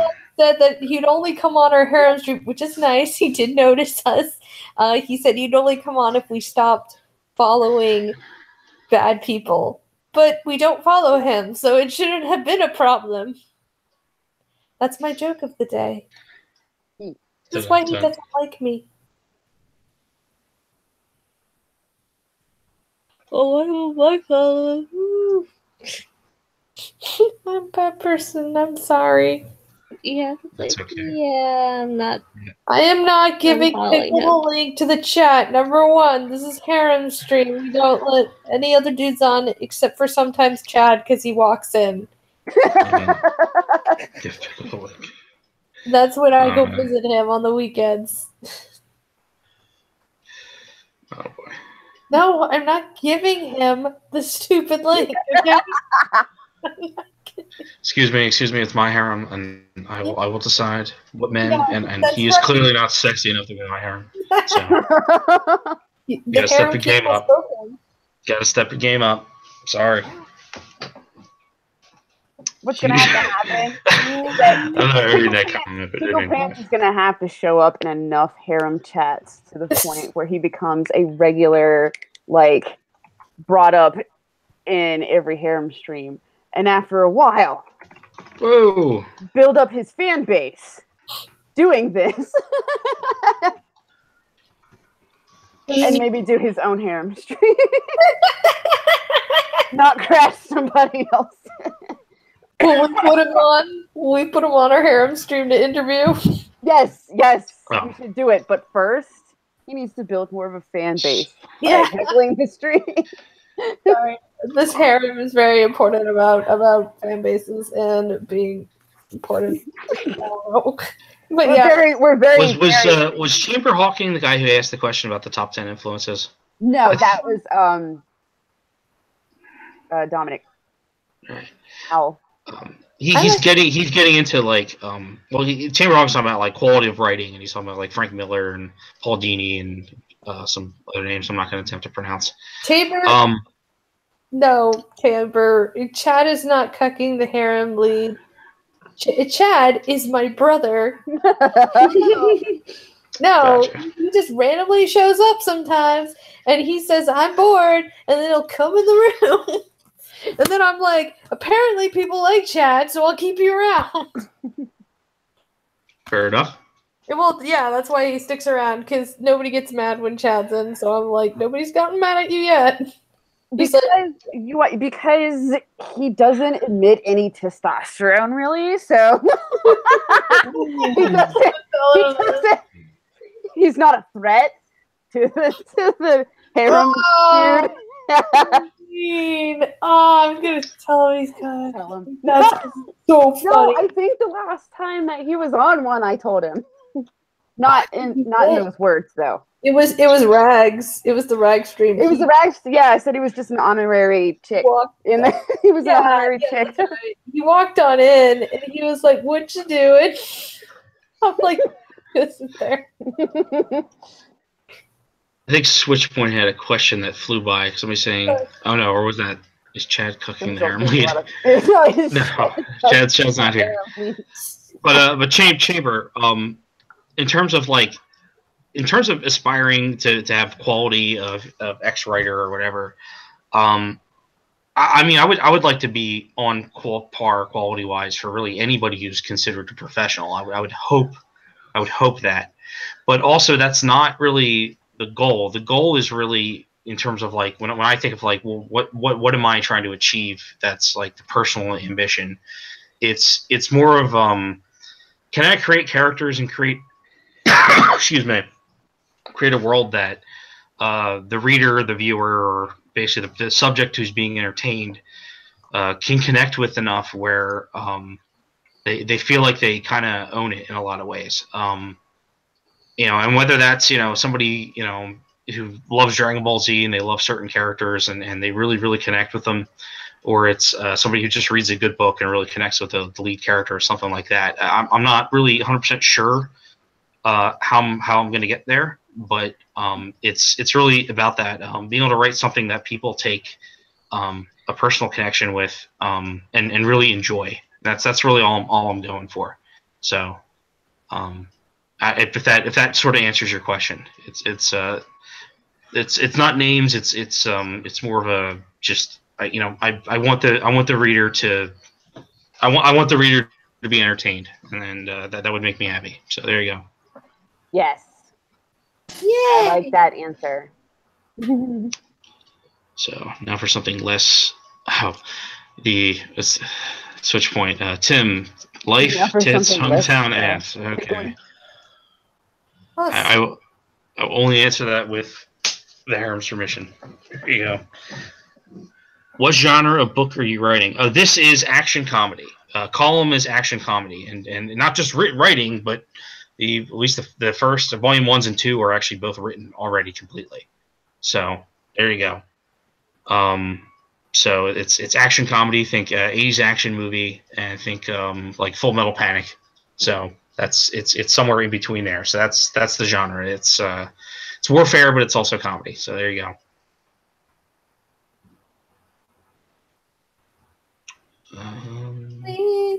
No, we're not giving you the pickle. We're not putting him on.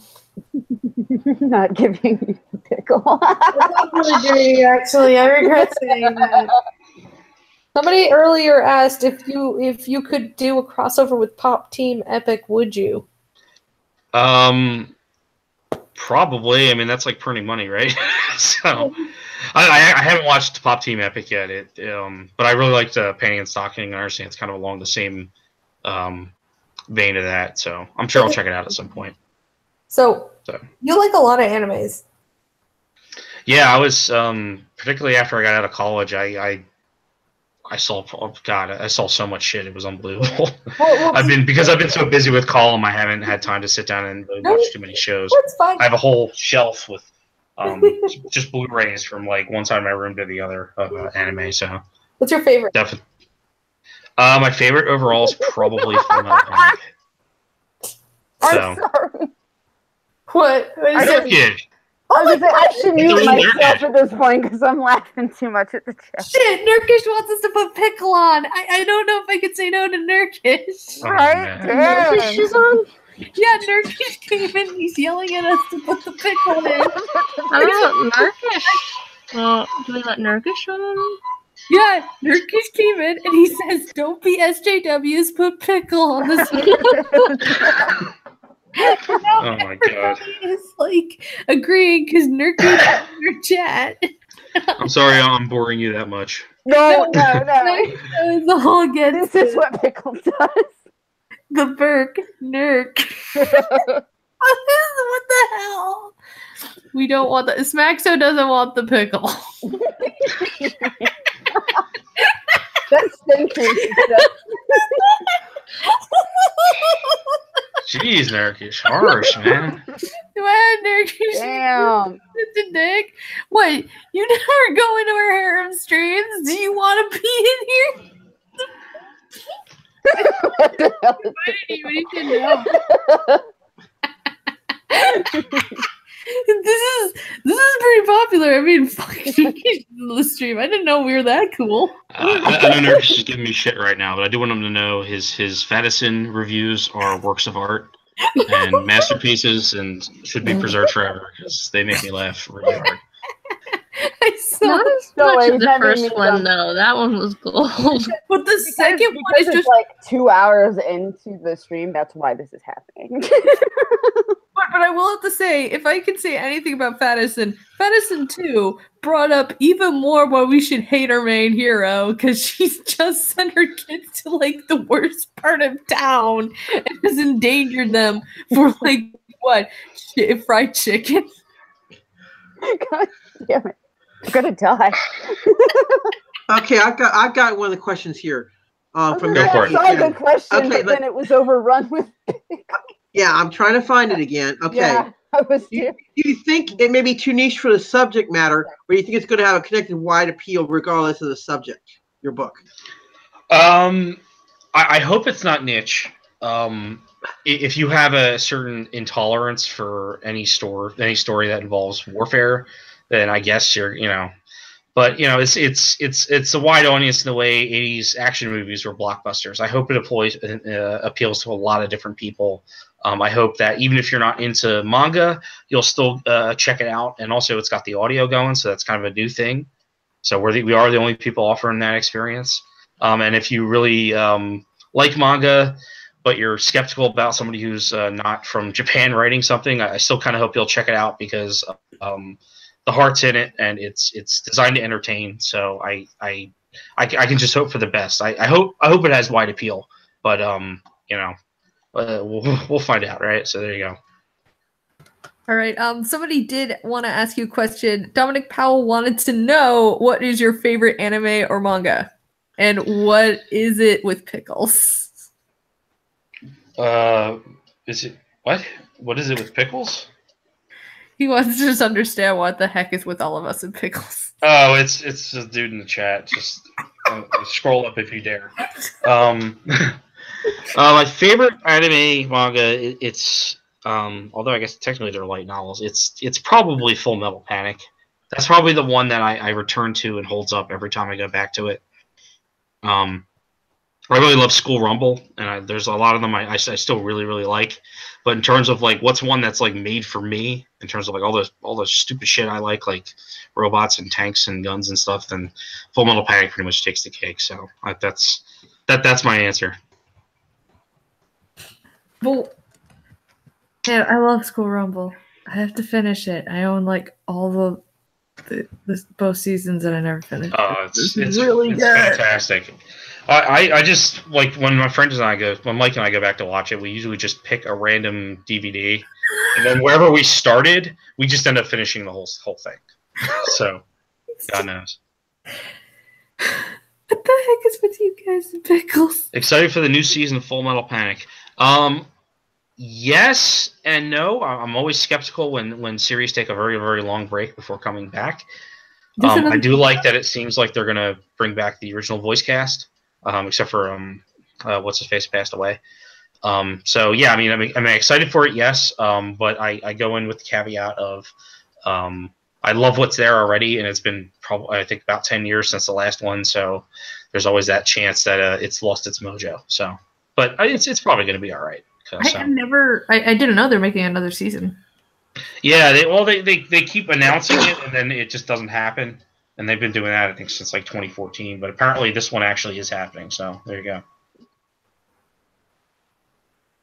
Nice. I guess. There's still a fan base. Nurkish saying he doesn't know what Tim is. Okay. Well, Nurkish, that's you got to get on our level. You gotta. I'm clearly very important, and you are not in the know. So not quite. No, I'm a comic creator. I have a comic finished, a 91-page graphic novel that comes with an audio component with character audio logs and whatnot. So it's a little different, and it provides a little extra for your experience. And there's a Kickstarter on April 3rd, so next Tuesday, for the printing. So that's who I am, and that's what I'm selling. So there you go. And the preview is free if you wanted to look at it, Nurkish, and roast it and do the god awful things you do to people's independent comics. I don't know. I mean, I would be interested in what the roasting would be, because I just imagine him screaming that like it's too adorable and they just killed like 15 people with a tank. Like, how was this juxtaposition? I think Nurkish and would not appreciate the manga elements of it, and probably would be I don't know. He just might explode if he looked at it. So there you go. Pickleson made a manga according to Nurkish. Wait, what? According to Nurkish, Pickleson made a manga. I don't know. There are like 20 people in here, and 20 want Pickleson. What the heck is going on? There's like a couple people in the chat that are like, "What's with the pickles?" There's Nurkish has written to you about like there's 20 people in here, 20 people want Pickleson. Oh, thank you guys. I'm not that cute or sexy. Actually, We're about to have a civil war in the chat over the pickles. And Is it worth the 5 people that might be listening? Oh my god, he's freaking rough. I don't Jesus even know where to Christ. send Pickleson the link, though. I have no ability to send him it, even if you wanted me to. I'm pretty sure not. God damn it!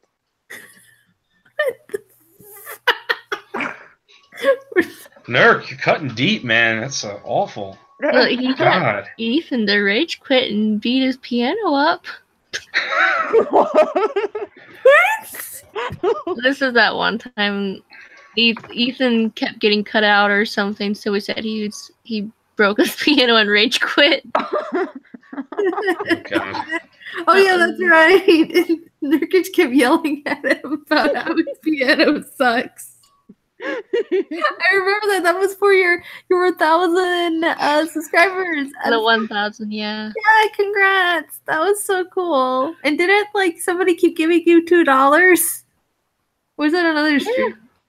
I think Meta kept shooting $2. He's like, you have to listen to me now. The harem gate. God damn it. Sorry, I'm gonna die. I think I need to mute myself so I don't start coughing. Who was it? John Malin asking about Shiro. Is he talking about the artist of Ghost in the Shell? I mean that's pretty. Already gets him a stream in my book. Sorry, guys. No. Huh? Oh boy. This is like what the. Just like making it hard to find the question. I can find the questions. Masamune. Because I keep Shiro. finding them and then laughing because the thing moves and yeah. We're not cool enough to have this many people. I don't know if this is the real Nurkish, man. I don't know. It kind of sounds like it. Now I'm wondering. Yeah. Wait. I mean, he is obsessed with these pickles. I'm just like, yes. I don't know. Nurkish is normally like, he just doesn't give a shit. Yeah, well, according to what the fuck is this? The matriarchy. The harem needs a pickle in it. I don't know why. That's great. Like, why? Pickle everywhere. Have you watched the anime Gate? No, not yet. I've heard good things. I've been so out of the loop the last probably about year and a half because I've been tied up with this column stuff. So, but yes, I will check it out at some point. I assume you're not talking about Steins Gate. I think there's a new one called Gate or something. So I have to check that out. So. Yeah, this is like. There's a lot of questions about anime. Ushio and Tora. No, I have not actually. I don't know what that is. Why is Tim showing a girl icon? Yeah, I was about to. Well, that's Lexi, man.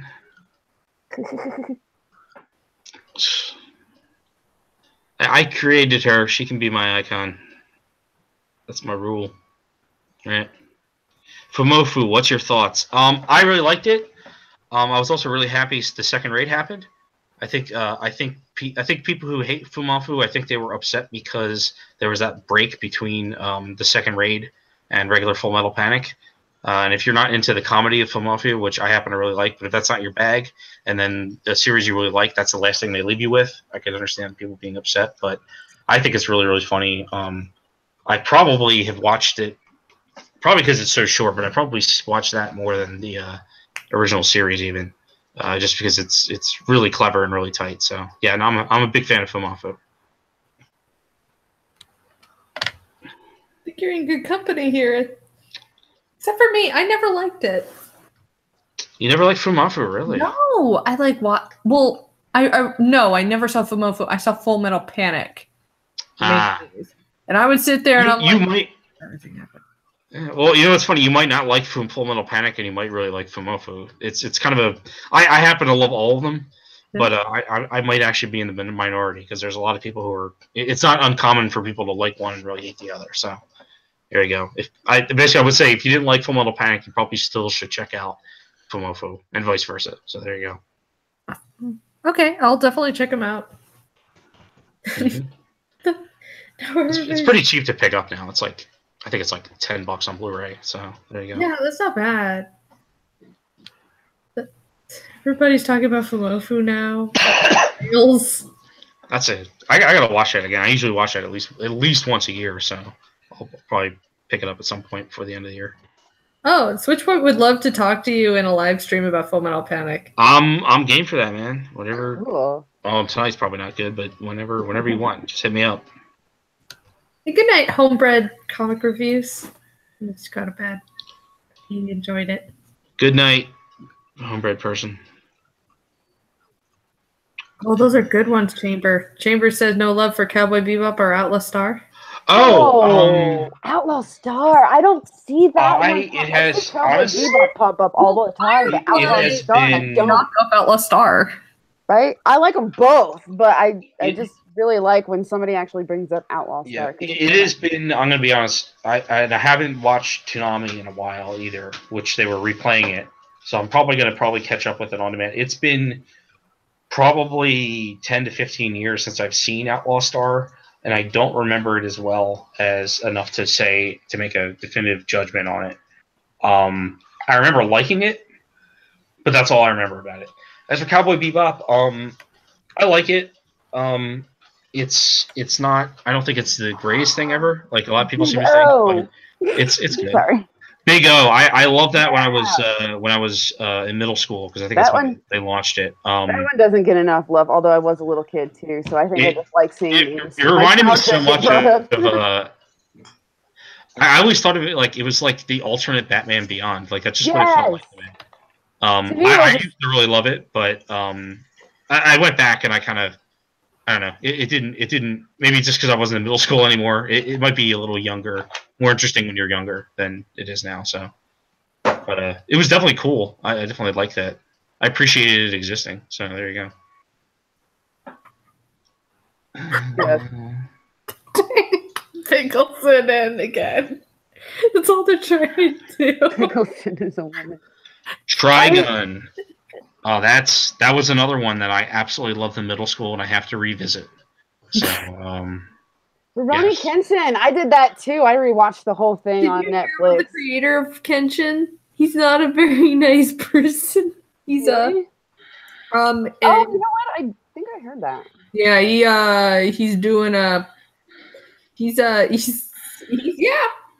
that happened. Sucks. Just joined the stream. Is this the guy behind Column? That comic looks dope. Oh, yes. my God. Good.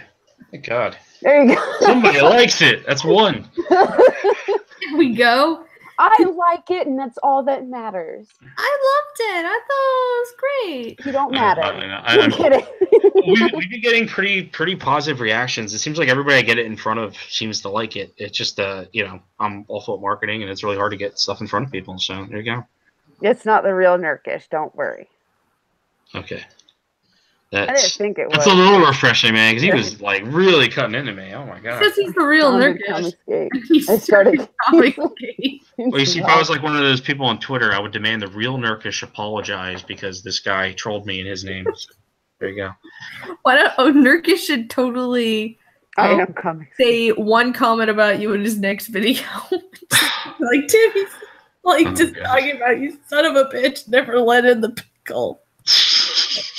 They will know.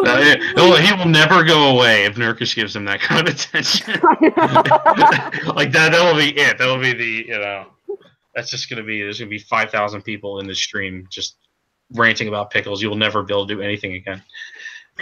So Nurkish tried to move the needle into my vein. what about Trigun? I thought I answered that. I watched Trigun when I was in middle school, and I absolutely loved it. And I have to revisit it. Am I old? Are you, how about the new series? I remember loving it. The new Trigun series? There's a new Trigun series? I mean, the manga continued, but the creator of Trigun, he made a new series called Blood Battle Blockade. And it came out. Oh, I didn't know that was him. That's on my list of things to check out. So it's him. It's really good. I love it. This is my first time hearing of it, actually. So now I have something to add to my enormous list. It's phenomenal. It's like I think it takes place in New York City after a portal to another world opens up and like screws up everything. So in Half-Life 2, basically. Yeah, it's more magic stuff and alien thing. So yeah, Half-Life 2, except without banning sex. Oh, banning sex. Oh yeah, I forgot about that. Yeah, they were. But the suppressing thing. I do like the silence that happened right after you said that. Everybody was just like, "Oh, you got me at banning sex. I think I'm in the wrong place." I loved Half-Life 2. I had a lot of fun with it, but I honestly I think going back, I think Half-Life 1 was a better game. And I know that's a little controversial, but I think the mysteriousness of the story and the containment of the Black Mesa facility being so fascinating was a better setting than Half-Life 2, where everything just went to shit, and you're like, this is depressing. So, but there you go. They were gonna make more Trigun movies, but the creator hated working on the last movie, so like 10 years to make. He didn't want to do it again. Chamber, oh my god, wait, there was a Trigun movie? Yeah. Yeah, I think there was something like that. I definitely haven't seen that, but was it I need to revisit Trigun in a while. What the guys? Stop spamming numbers. We're not cool enough. God damn it! I'm trying to find the questions, y'all. Okay, I'm gonna go back up. There was somebody that asked a question earlier. Hang on. I can find it. Dominic Powell asked, "Do you think it's about an artist or creator question?" So this will be good. Do you think it's possible to separate the art from the artist when it comes to instances like the creator of Kenshin? In the meantime, I need to watch Trigun. Do you think you can do that, especially with today's like situation? What was the deal with the creator of Kenshin? Refresh me. He pulled a Jared from Subway. Okay, that's what I thought it was. I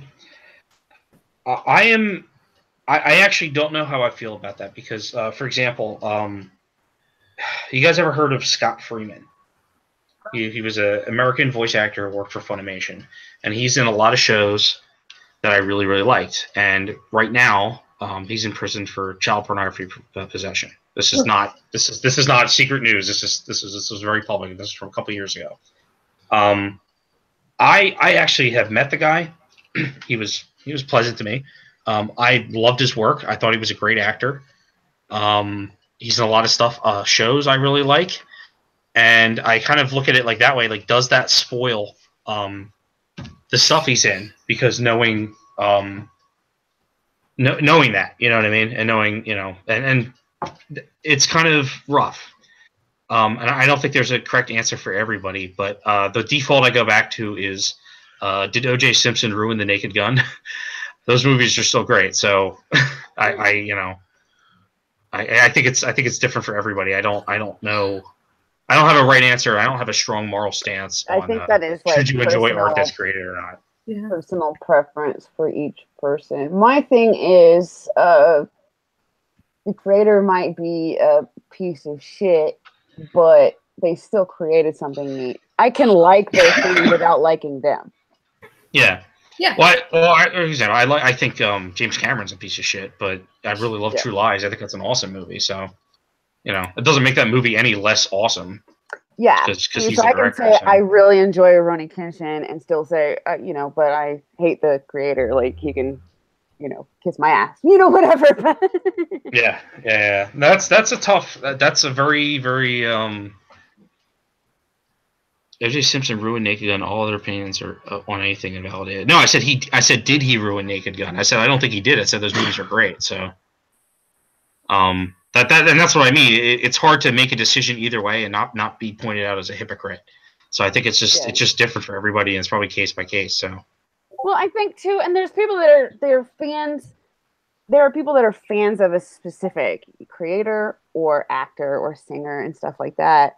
But there's also people that are say never meet your heroes, you know. And yeah. Well, no, and see, and then there are people that are just fans of their work.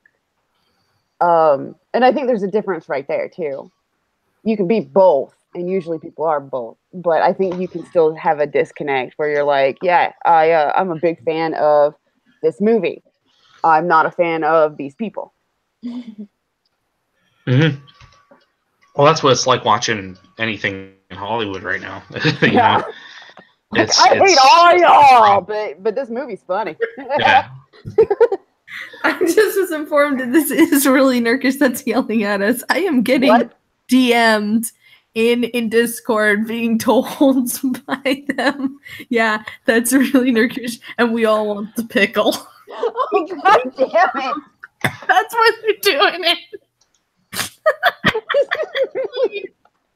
Is it for real? Yeah, it's real. They are. The giant clock. Do you want to know what? No. The king says no. It's not gonna go. Okay. Oh, isn't that cute? It rhymes. How about if you guys donate to the Kickstarter? We will have pickle on. We'll have a pickle. There you go. All right. You know what? That's a new Kickstarter tier you should put there. We'll have a stretch goal, and it'll be like 4 hours. It'll be something ridiculous, but then you'll have to hit that, and then pickle comes on. All right, it's settled. Yeah. If Column reaches so much in Kickstarter money, Pickle will have his own harem stream. Yes. For as long as he wants to. And it'll go on as long as he wants. I mean, people might drop out because they fall asleep, but yeah, he gets to command us to do shit and like let it. It'll be his show with some chicks on. It'll be the Column Success Pickle Marathon Extravaganza. Yes, it'll be a special stream. Sure. If Pickle Pants, if you have fans, then that means that Tim's Kickstarter should be a screaming success. Yeah, put your money where your mouth is. There yeah. You go. What did you think of the Minions in Despicable Me?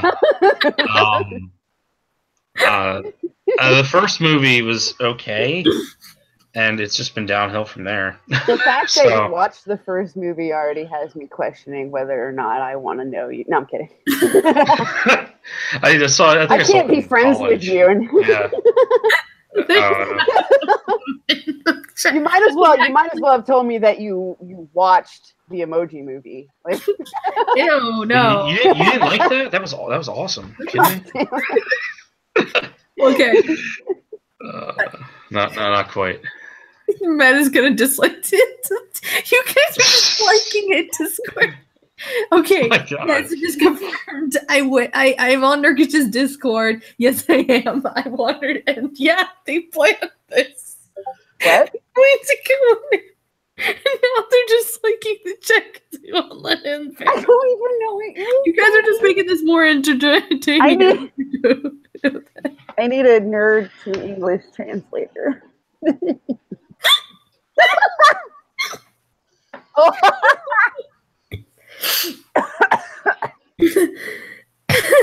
Go right ahead, Vanna. What you gonna do? Go right ahead, bitch. You're 14. What? Wait. I don't know. Oh my god. I love how like 3 random anons on the internet think they can bully us into doing something. It's like, it's just silly. USJWs ain't gonna get us. Oh my god. Come on, then we'll give you the pickle another time. Yay, you guys, we're not gonna do it. Listen, this is Tim's Kickstarter. We are trying to be great. We're doing both, but you pickles and stuff. You want to no, go right ahead. Go right ahead and talk all you want about pickles. But we're talking about a Kickstarter and a really enjoyable comic. And I like it. I like it. And I want to know if we get physicals, will you put... I still don't believe that's the real Nurkish. Oh, that's real Nurkish. Nurkish. Message me on Twitter if that's really you. You can probably click on the channel name and say go to channel and it should pull it up. Okay, I'm going to look. Actually, for whatever reason, I have like the pop-up chat and it doesn't seem to work. So okay, go to channel. Go into channel. Going and yep, it's Nurkish. He's really here. Serious? Oh my god! I guess his live stream stopped and he decided to go and he's like, sorry guys, fuck with this one. And he went and apparently Pickle summoned everybody over here. Jesus Christ! I didn't know Pickle had any friends. Except maybe Meta. Mean. Oh my gosh, that is so mean. What? Ah, I guess maybe. That's so mean. You're not going to make me feel bad for insulting a pickle. I'm pretty sure that is Nurkish because he is pretty good at roasting people right now. Specifically Tim, because he wants him out to replace by Pickle. No. You have to fight for your honor, Tim. I don't know. He's very good at roasting, and I feel like trying to pick a fight with him is probably not a good idea. So just answer fan questions. Well, yeah, but I can see them. There's the chat is like a wall of pickles right now. So all right, I'm gonna go and like hunt up. I'm pretty good at that, along with people just being weird. This is great. Now, granted, I will give it that like. I'll just go ask my Discord if they would like to ask questions there. Yeah. There you go. Or on the Twitters. You guys can ask on the Twitters and we will answer there. Just think of it like this. I think getting roasted by Nurkish is kind of like getting parodied by Weird Al. That means you made it, man. He acknowledges you, and that's pretty cool. Yeah, I was going to say that's true. You're there. So, yeah, he knows I exist, which is a surprise. Debate the Minion movie. I don't know who Jeremy is. Who the hell is Jeremy? Jeremy. I'm not gonna debate the Minion movie. I didn't see it. It looked like a piece of shit. Yeah, no. I got nothing to say about it. I had to have to backtrack because when somebody asked what you thought of the Minions in Despicable Me, I thought they were asking what you thought of the Minion movie, and so I thought you had watched the Minion movie. So I retract my not being. No. I was talking about the first Despicable Me. I watched that movie. It was cute. So yeah, I would retract my not being able to be friends because I thought you watched the Minion movie. Like hell no. Like without a gun to your head, like. Yeah, I was taken hostage in Bolivia, and they put that on loop, and it was just awful. Oh shit. Nurk, you're like, I'm sick as hell, Nurkish. That's probably why I'm coughing. I've been trying to mute it to kind of cover it up. I guess I haven't been on it. Boy. It's a cuckoo. It's the cuckoo. No one cares if Tim likes Minions. Well, that's what you guys asked. Nurkish, ask a question, Nurkish. Yeah. Oh, dear. Really? You should ask. Good. Ask away. Yeah. Pussy. He's complaining. It's like, God, he's such a whiner. He's Nurkish. Yes. Have you seen Black Panther? And if so, what are your honest thoughts and opinions on it? I have not seen Black Panther. I went to see Death Wish instead. It looks like it's probably pretty good, but I will check it out at some point. So, but I have not seen it, so I don't want to comment and pretend I did. Nurkish asked a question to HP. Nurkish. Yeah. That's all I'm good. But Death Wish. Death Wish. That sounds like Nightwish, but that's a band. No, it's a remake of a movie from the 70s, and there's 5 movies in that series, and that's a classic. Oh. Was it good? The remake was excellent. I was really surprised because I love the originals with Charles Bronson. They're very tongue-in-cheek and a lot of fun. And this one was pretty damn good. I was pretty surprised. It's Bruce Willis, and I really liked it. So there you go. That's awesome. I'm glad that it was really enjoyable. Because sometimes a remake or a reboot or a sequel this long apart usually sucks. Yeah, I went in with the odds against me, knowing what the odds of reboots, especially if like beloved franchises. So, but I was very pleasantly surprised that it was really damn good. So there you go. Smaxo wants to know what's the best Death Wish movie. Defining best is tough. I like all of them. I think 2 is the weakest. But that said, I think 3 is probably my favorite just because of how over the top it is. So I think there's a special place in my heart for 3. So I would say three's the best. If I had to pick one, if I could only watch one Death Wish movie again for the rest of my life, it would definitely be 3. So there you go. Including that weird remake that Kevin Bacon did like 10 years. There was a remake with Kevin Bacon? That sounds delicious. That is news to me. Bacon. I was completely unaware of that. Bacon greater than. My answer would still be 3. On here. So.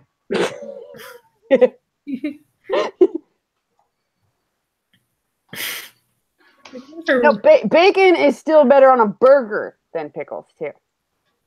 Well, that's obvious. Yeah, that's not a mystery at all. But let's see here. What else? So you have a bunch. Is there any Kickstarter rewards? I want to know because you seem to only like what you told us. There's ones of like the books and stuff. Like, are you doing any tiny merchandise aside from stickers, like a keychain or thing? Nothing big like that.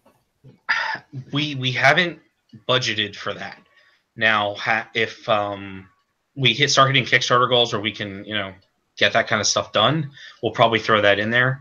We're definitely open for over the next week finding out what, especially if you guys have a supplier who makes this stuff so we can buy in bulk, then definitely. But there aren't any really keychains and trinkets. That could change over the next week, though. I'll definitely look into that. But mostly it's basically posters and the digital copy and the physical copy, which comes with the digital copy, and the audio comes with both versions. So that's awesome. And then custom art. If it's a physical copy, do you just give a code to do the? Yeah, we're using a service called Drop Cards, and basically, Drop Cards they host your data, and you'll have a card or you'll have a code in there, and you'll go to basically you follow the link, you go to it, and then you'll be able to download the digital version of the book and all the audio, and it's yours to keep. So there you go. That'll be included with every copy. Digital version will just be basically a Dropbox code. Not Dropbox, a drop card code. So there you go. That's awesome. So I also have another question. Would your artist ever be willing to come on and chat with us? Yeah, I can reach out to him and ask. I mean, if you guys give me a specific time, and I can reach out to him and get him in touch with you guys. So okay, sure. Like I'm just wondering because I would love to learn how he draws and stuff. And like, yeah, he would be the guy to ask. He's extremely good. Yeah, no. I mean, I love his work on Column, but honestly, like I've seen his other stuff, and my God, he's beyond any sort of talent that I could ever hope to ever get near. So we're very lucky to have a very talented, very, very good artist. So and to be all very talented crew, like all this stuff that I'm seeing of it. Great. Like all these characters just seem super fun and cute.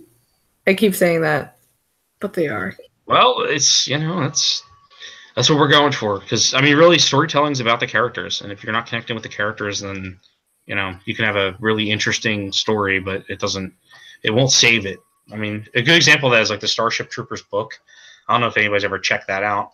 It's a big diatribe, and it's a very, very interesting story and a very interesting world they build. But there's not really any good characters. There's not really good narrative.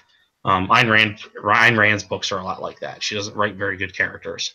She writes very interesting concepts. The worlds are very interesting, and so much interesting where it really sticks with people. But the characters just aren't there. So, and that's definitely, I mean, do I have high concepts and whatnot? Yeah, of course, everybody wants to think they're that smart. But I know that the thing that really sticks with people is well-written characters that they can connect with. So that's what we're going for. Awesome. An accountant's autistic stepdad. I don't even know what that means. like You got to step up your roast, man. That's stretching. I like the jab about how if the chat hasn't donated yet, they're not going to, because I'm like, they can't. It's not till April 3rd, right? Yes. Yeah. So that's stupid, Nurkish. You're stupid. Gotta say it with a cute voice. Yeah, that's better, isn't it? I'm too tired for cute voice. Water cooler face man hands. Is he talking to me? I don't know who he's talking to. I don't know. Who's got a water cooler face? You would Water have cooler? to What? Being mean. He's just being weird. As per usual, it's Nurkish. He is short circuiting. He was pretty on with deep cuts early on. Now he's just making stuff up. I don't know what he's doing. Probably sleeping. So, Are you sleeping, Nurkish? You go to bed. Go to bed, Nurkish. We love you, but no. Nurkish cranky. You're gonna creep him away. Nurkish, you can't put the pickle on because the king says no. If you want to be the king, you can be the king next time. But you don't ever want to be the king. Never do. So shut the fuck up, bitch. Yeah, Victor Rand. I think you understand what I'm talking about, Victor. Like it's the concepts that really. I mean, no, that's a problem a lot of sci-fi authors run into, where the concept is super high and really cool, and it makes you think, but then the actual narrative is a problem. And you see that particularly when they try to adopt high sci-fi books to movies. That's where you get the huge flops and disasters. So there you go. Keeping a deadpan in the face of pickle mercy. I declared my love for a good dill pickle, but that's all you should need. So there you go. Okay, let's see. So, is there any specific way you met your team? My partner is my best friend since high school, so I've always known Mike. Ben, we're seeking out artists, and we just happened to meet him at Philadelphia Comic-Con. The colorist we worked with, he knew. Our letterer was recommended to us, and we reached out to him. And the current artist, I'm sorry, who's the other person? Letterer artist. Oh, the layout guy. He was also somebody who just happened to be local, who Ben knew, and we reached out to him. So there you go. That's it's a boring story. It's just we were all in the Philadelphia area at the time. But actually, I think Tom's out in Ohio, so it's one of the cool things is you can't really do a project like this independently with the amount of people we've had without the internet. So we're kind of pretty thankful for the technology to be able to work with people from all around the country. So there you go. Let's see here. What else do we have in the chat? Chris just came in. Chris, we're doing a whole entire live stream with Column, with creative Column, the writer Column. He's Yes. Kickstarter. Sadly, no, Chad Wonder is not here. Is it Chad Nurkish? What? There's a Chad. I Yeah, call him a Chad. this is cool. Nothing about this, Nurkish. I gave up on being cool in the 7th grade, so I don't know who you think you're burning. And your name is Nurkish, and you roast comic books on the internet. I mean, come on, man. We're talking cool. I mean, I'm at least making something, right? Exactly. Okay, I love you, man, but you can pull the cool card. It's like that's like saying, man, it's not like buff enough. It's like do I pretend to be buff? I don't care. I will tell you this. Nurkish did make a comic. He has a Tumblr comic, and I found it. Oh. It's really good. Okay, so, well, isn't that about the same as not making a comic if it's a comic? It's SJW Squad or whatever. There's a chick in a wheelchair, which is like an anarchist that's wearing a hijab. And I'm like, it's like the most most diverse person on the planet or something.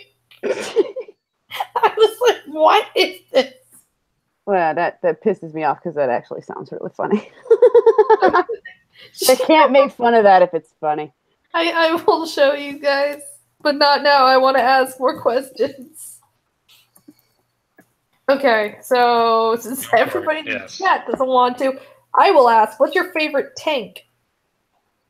My favorite tank? What era? Modern era, it's still got to be the M1A2. I think it's an underrated platform and understated. And then probably a close second is the K2, which is a Korean main battle tank, and I just find it expensive and fascinating. So those are probably my modern. As for Cold War era, I don't know. I'm probably pretty torn. I think the T-72 is definitely an interesting one of that era. There's a Swedish tank. I can't remember. Of course, the name of it escapes me, and doesn't have a turret, and it has a rear drive. It's an interesting vehicle. So I don't know if I really have a favorite in that term. They all kind of fascinate me. So there you go. Bless you. Here, I found his comic. I'm gonna send it to you guys later. Should I do it to Tim's Kickstarter or Richard's? Well, you know, I think Richard's got a huge microphone, so I don't think he's gonna have any problems. Also, I put a Scorpion tank, Command & Conquer Generals. I loved Command & Conquer Generals, so that could be a stream in itself, me talking about that game. So there you go. That's always a good one. Richard would take the money and do nothing with it and pretend you didn't give it to him. Oh, that's... Well, we are trying to avoid that scenario, and with our Kickstarter, you don't have to worry about that because it is done. So that's... There's I will say a difference between mine and Richard's Kickstarter would be that there is less risk involved with ours. So there you go. I can honestly say that. So there you go.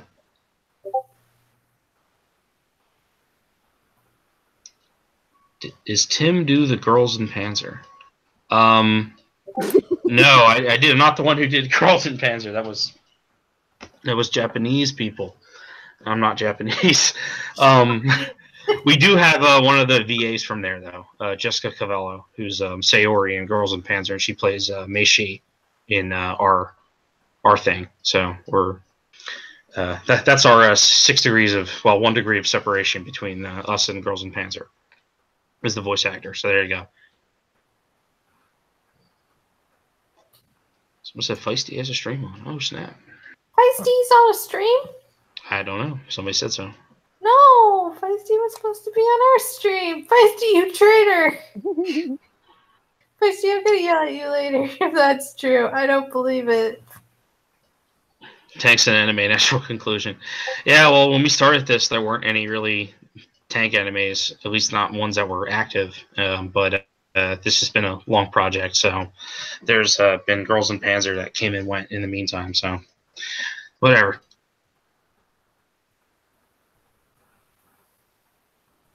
All right, I got another question. So go for it.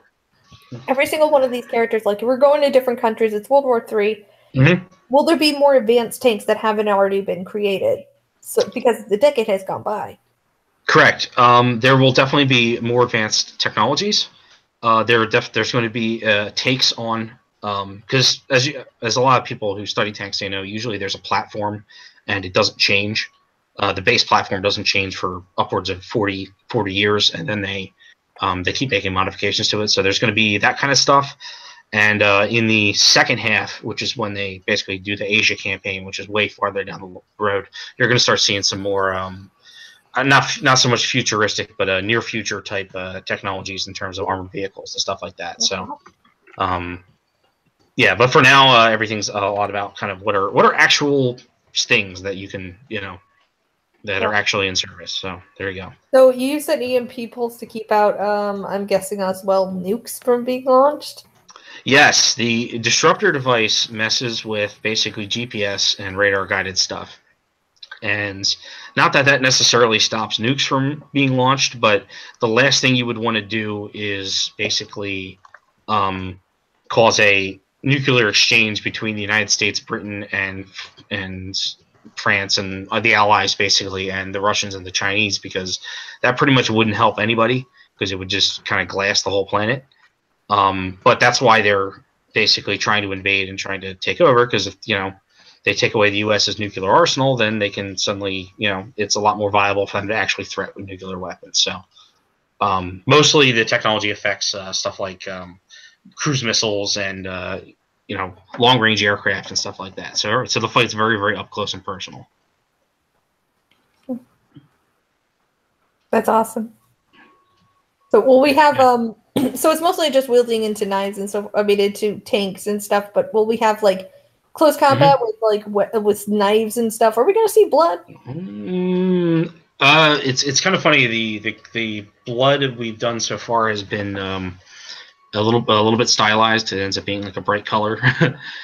So yeah, people bleed and people get hurt. There is melee combat that's coming soon, very, very, very soon. So you're going to see kind of a full spectrum of being on the ground and in combat. So there you go. Everybody. Oh yeah. Well, I should point out, everybody in the TETH SMU, they all have a dual role where they can act as infantry on the ground, not just their tank driver, not just their tank duties. So there you go. And you want to know what? Let's I want to ask another question. I want to ask something different. Sure, go ahead.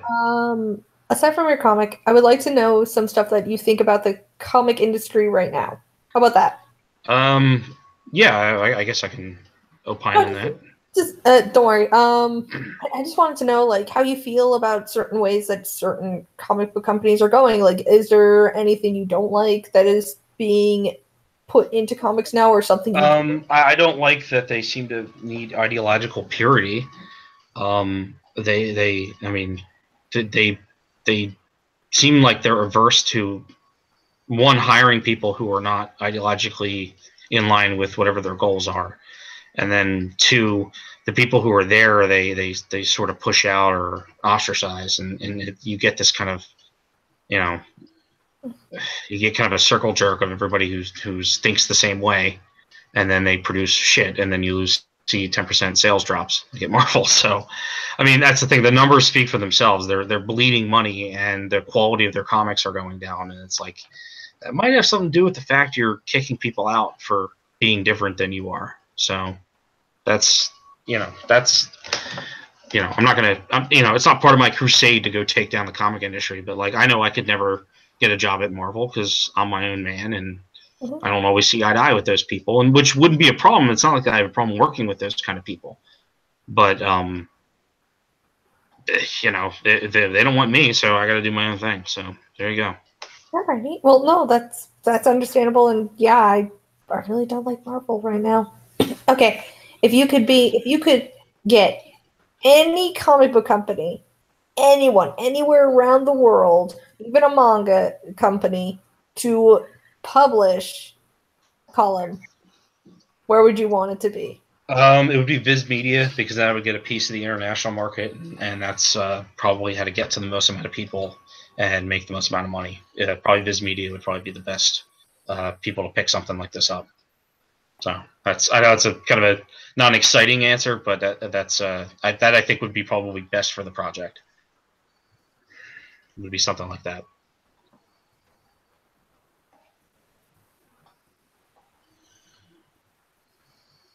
That makes sense. I'm so sorry.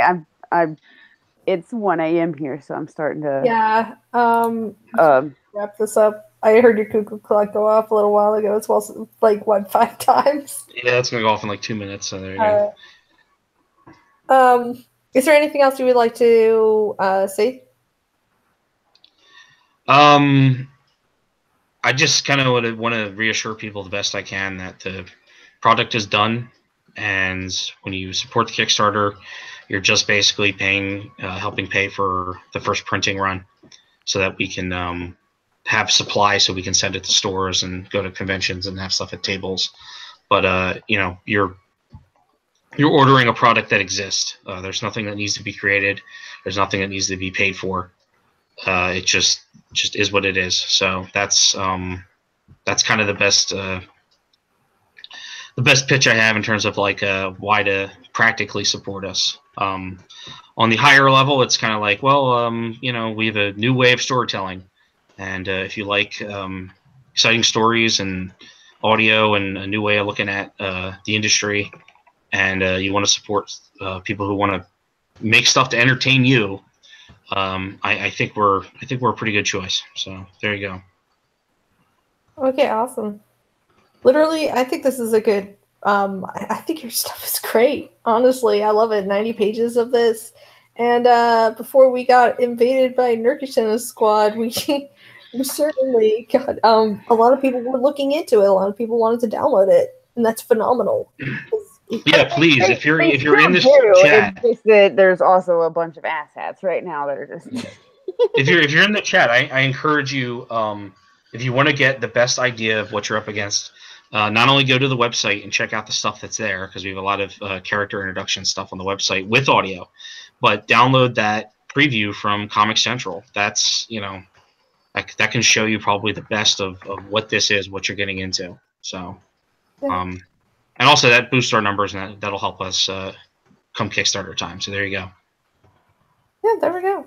And I think it's going to be fantastic, and I hope you the best on that Kickstarter. I'm definitely going to fork over cash on it because I want a big fat 19-page badass book. I'm sorry, it's adorable, and we get like girl cancer in there.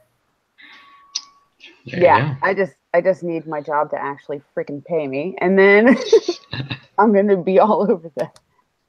Maybe by April they'll freaking pay me. So I've lived that struggle, so I completely understand. It's tough because like I'm broke as hell, and I made this thing, and I'm like, hey, other broke as hell people, support me. It's rough, you know, and I know the value of a dollar, and it's I have to kind of get over myself and just realize I have to ask for your money because I have to, because it's the responsible thing to do. So, but I don't take that lightly. So I appreciate any help we get. Awesome. Nurkish seems to have a question. Does the man one have the biggest boobs? Jack and Hatch don't really have boobs, so I don't know what. He's talking about himself. Yeah, I was gonna say ignore him. He's talking about the harem. No, he's not. He's talking about himself with the boobs or something. Richard, I don't know anymore. You want to know what? No, what the hell? Why are you asking? You look like a Pennywise. Double do. I feel you, man. It's I actually like this question. If boobs were tanks, how would Tim rank them? Because it sounds funny. Oh God. That's I don't know. They don't really stack up in that sense. That's so weird. Yeah, it's I don't know. I don't think there's really I don't think you could really assign tank per chest size. It doesn't really work that well. It's a tank. Well, you know how I rank them. I like them, and I like all of them. That's how that ranks. So, Devil 2, describe your current situation, writing my own comic, totally cool, man. Yeah, I mean, we probably spent more than we should have in a lot of ways, and we definitely didn't spend as efficiently as we could. So, but yeah, I mean, keep it up. I mean, it took us a long time to get where we are now, and you have to stick with it. It's painful. There's some really, really rough times. Like 2015 was probably the worst year I've ever had. And this project was right in the middle of that, and I could have given up and thrown it away, and didn't. So, and I think at this point, I'm glad I didn't. So, you have to just keep trying. I need to be more discriminating against tanks. Well, I'll tell you this: Russian tanks are overrated in both reliability and speed. They like to say that they're maneuverable, and they're really not that fast. Also, their targeting is not that great, and I think a lot of people think, the Russians like to release propaganda and prop up their numbers. So anything you read from official Russian data, take that with a grain of salt, even more so with the Chinese vehicles. So, And if you can't find data on it and it's American, it's probably better than what they're telling you.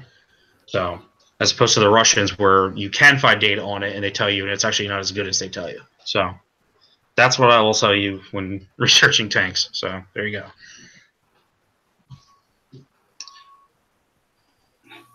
Will they have to bust out of prison ever?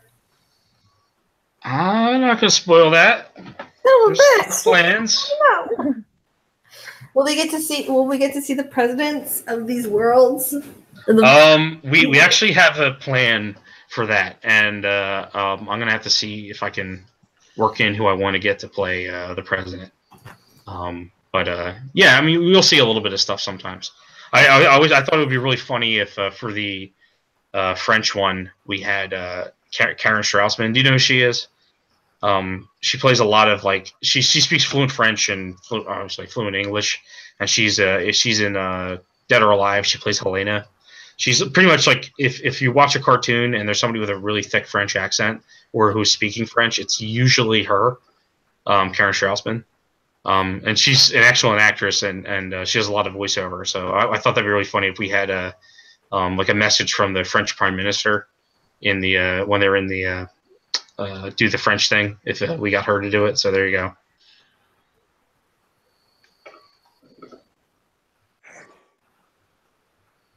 Piper, did you hear me? I don't know. So confused. She was about to have anime comics for Nurkish. It's text. Victor, it's about Column, which I think is in the description. It's a graphic novel that's about in basically anime style that's about tanks somewhat. And it includes audio, so that's where a lot of the anime stuff gets tied in because we have a lot of voice actors who are from American anime. So and it's a Kickstarter. It's launching next Tuesday. So that's what's going on. So if you download the preview, you'll pretty much know what's going on. So there you go. So everybody, please check this out. It's a really good one. So, I mean, are any of you even reading it, or are you just here to scream about pickles for some stupid reason? I don't Some know. of them, need to read some it. of them really. No, It's fun.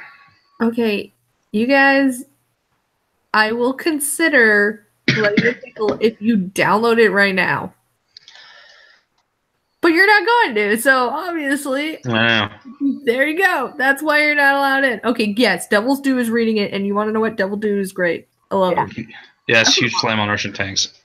I think they're overrated, and I'll go on record saying that. So there you go. Yeah, like I don't know. Anybody else have any questions? Apparently, oh god. I'm pretty sure. I hate to say it. It looks like the chat may be all out. I think they're into a pussy from listening to him. Oh, jeez. 12 o'clock here. Well, just imagine what happens to a pussy, Narkish, you say? Yeah. It's more Chads, less pickles. Oh, sorry, I'm zoning out because I was working. Yeah, we can't add on anybody else. We're too tired and sleepy for this. All of us donated to the Kickstarter that's not active. The Kickstarter's not up. You guys are all 14 years old. You need to go to bed because you have school in the morning. See, the cuckoo clock agrees. Meta, you're like 15, right? Go to bed. I will still vote for a pickle having his own harem stream, just not being on somebody else's. But he's got to prove that he helped. He's got to prove he helped by helping out by downloading this comic and reading it. That way, we'll let you in, Pickle. We'll let you have your own harem stream. That's how it goes. Have it next Tuesday. It'll be the promote column and Pickle harem stream. That would work. Maybe. I am not dating you, Pickle. There are a lot of people that like to sleep with their own sister in this chat, though. Ew! Ugh. Ew! That's so gross. You guys are gross. Just saying. No. Well, that's even worse. So they like to sleep with their sisters' corpses. There's a lot of people that. My goodness. Man, Nurkish, shut up. Nobody cares. Nobody cares. Boop, boop. No. I don't know what drew Nurkish here. I don't know how I ended up drawing Nurkish's hair. Oh, Pickles and banging. Pickle cried their to dead sisters. Nurkish or something. I guess they're dating.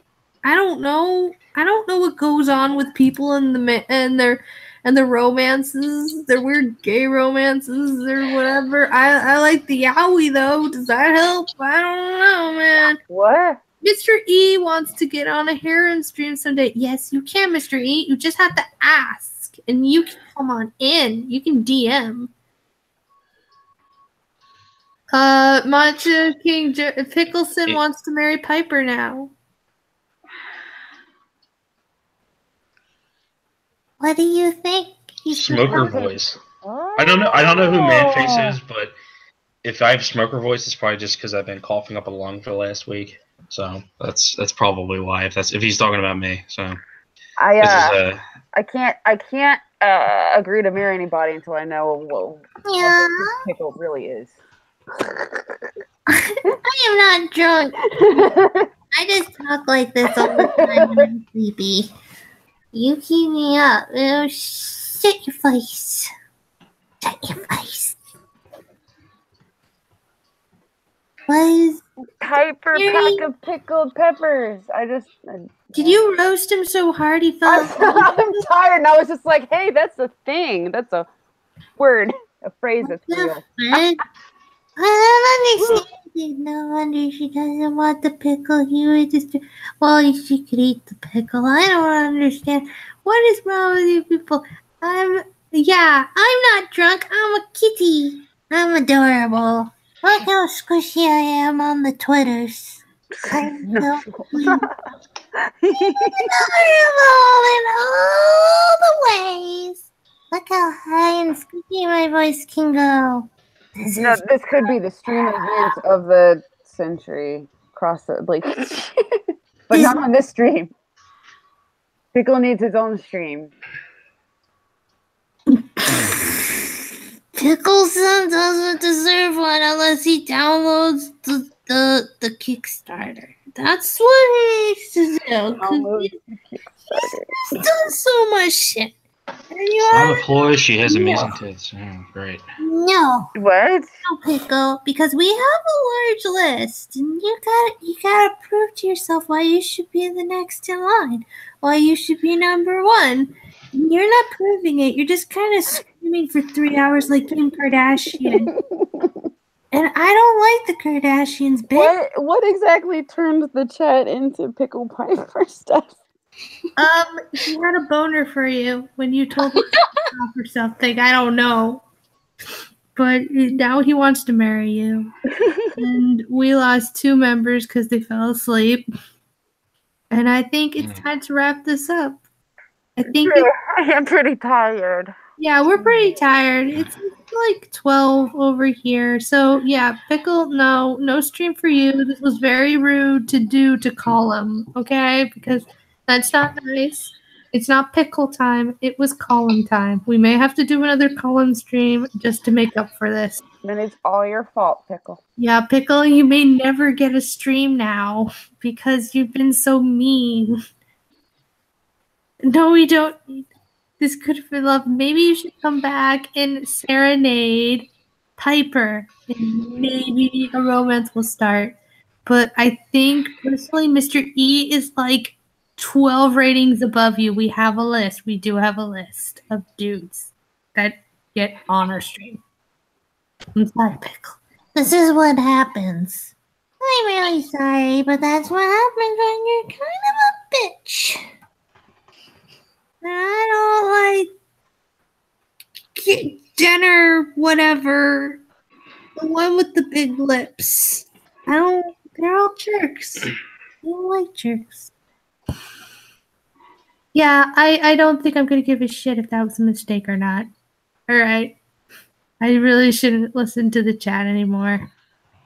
They're really going really long, and I'm too tired for this bullshit. Potato. I'm really bad. I'm sorry. I'm ranting. Ah. Okay.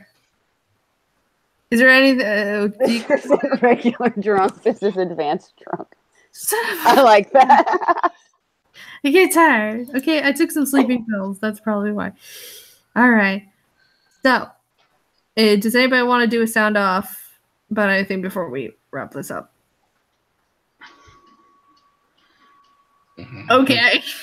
No, I am not tired. Bye, everybody. We all love you. We think you're all adorable.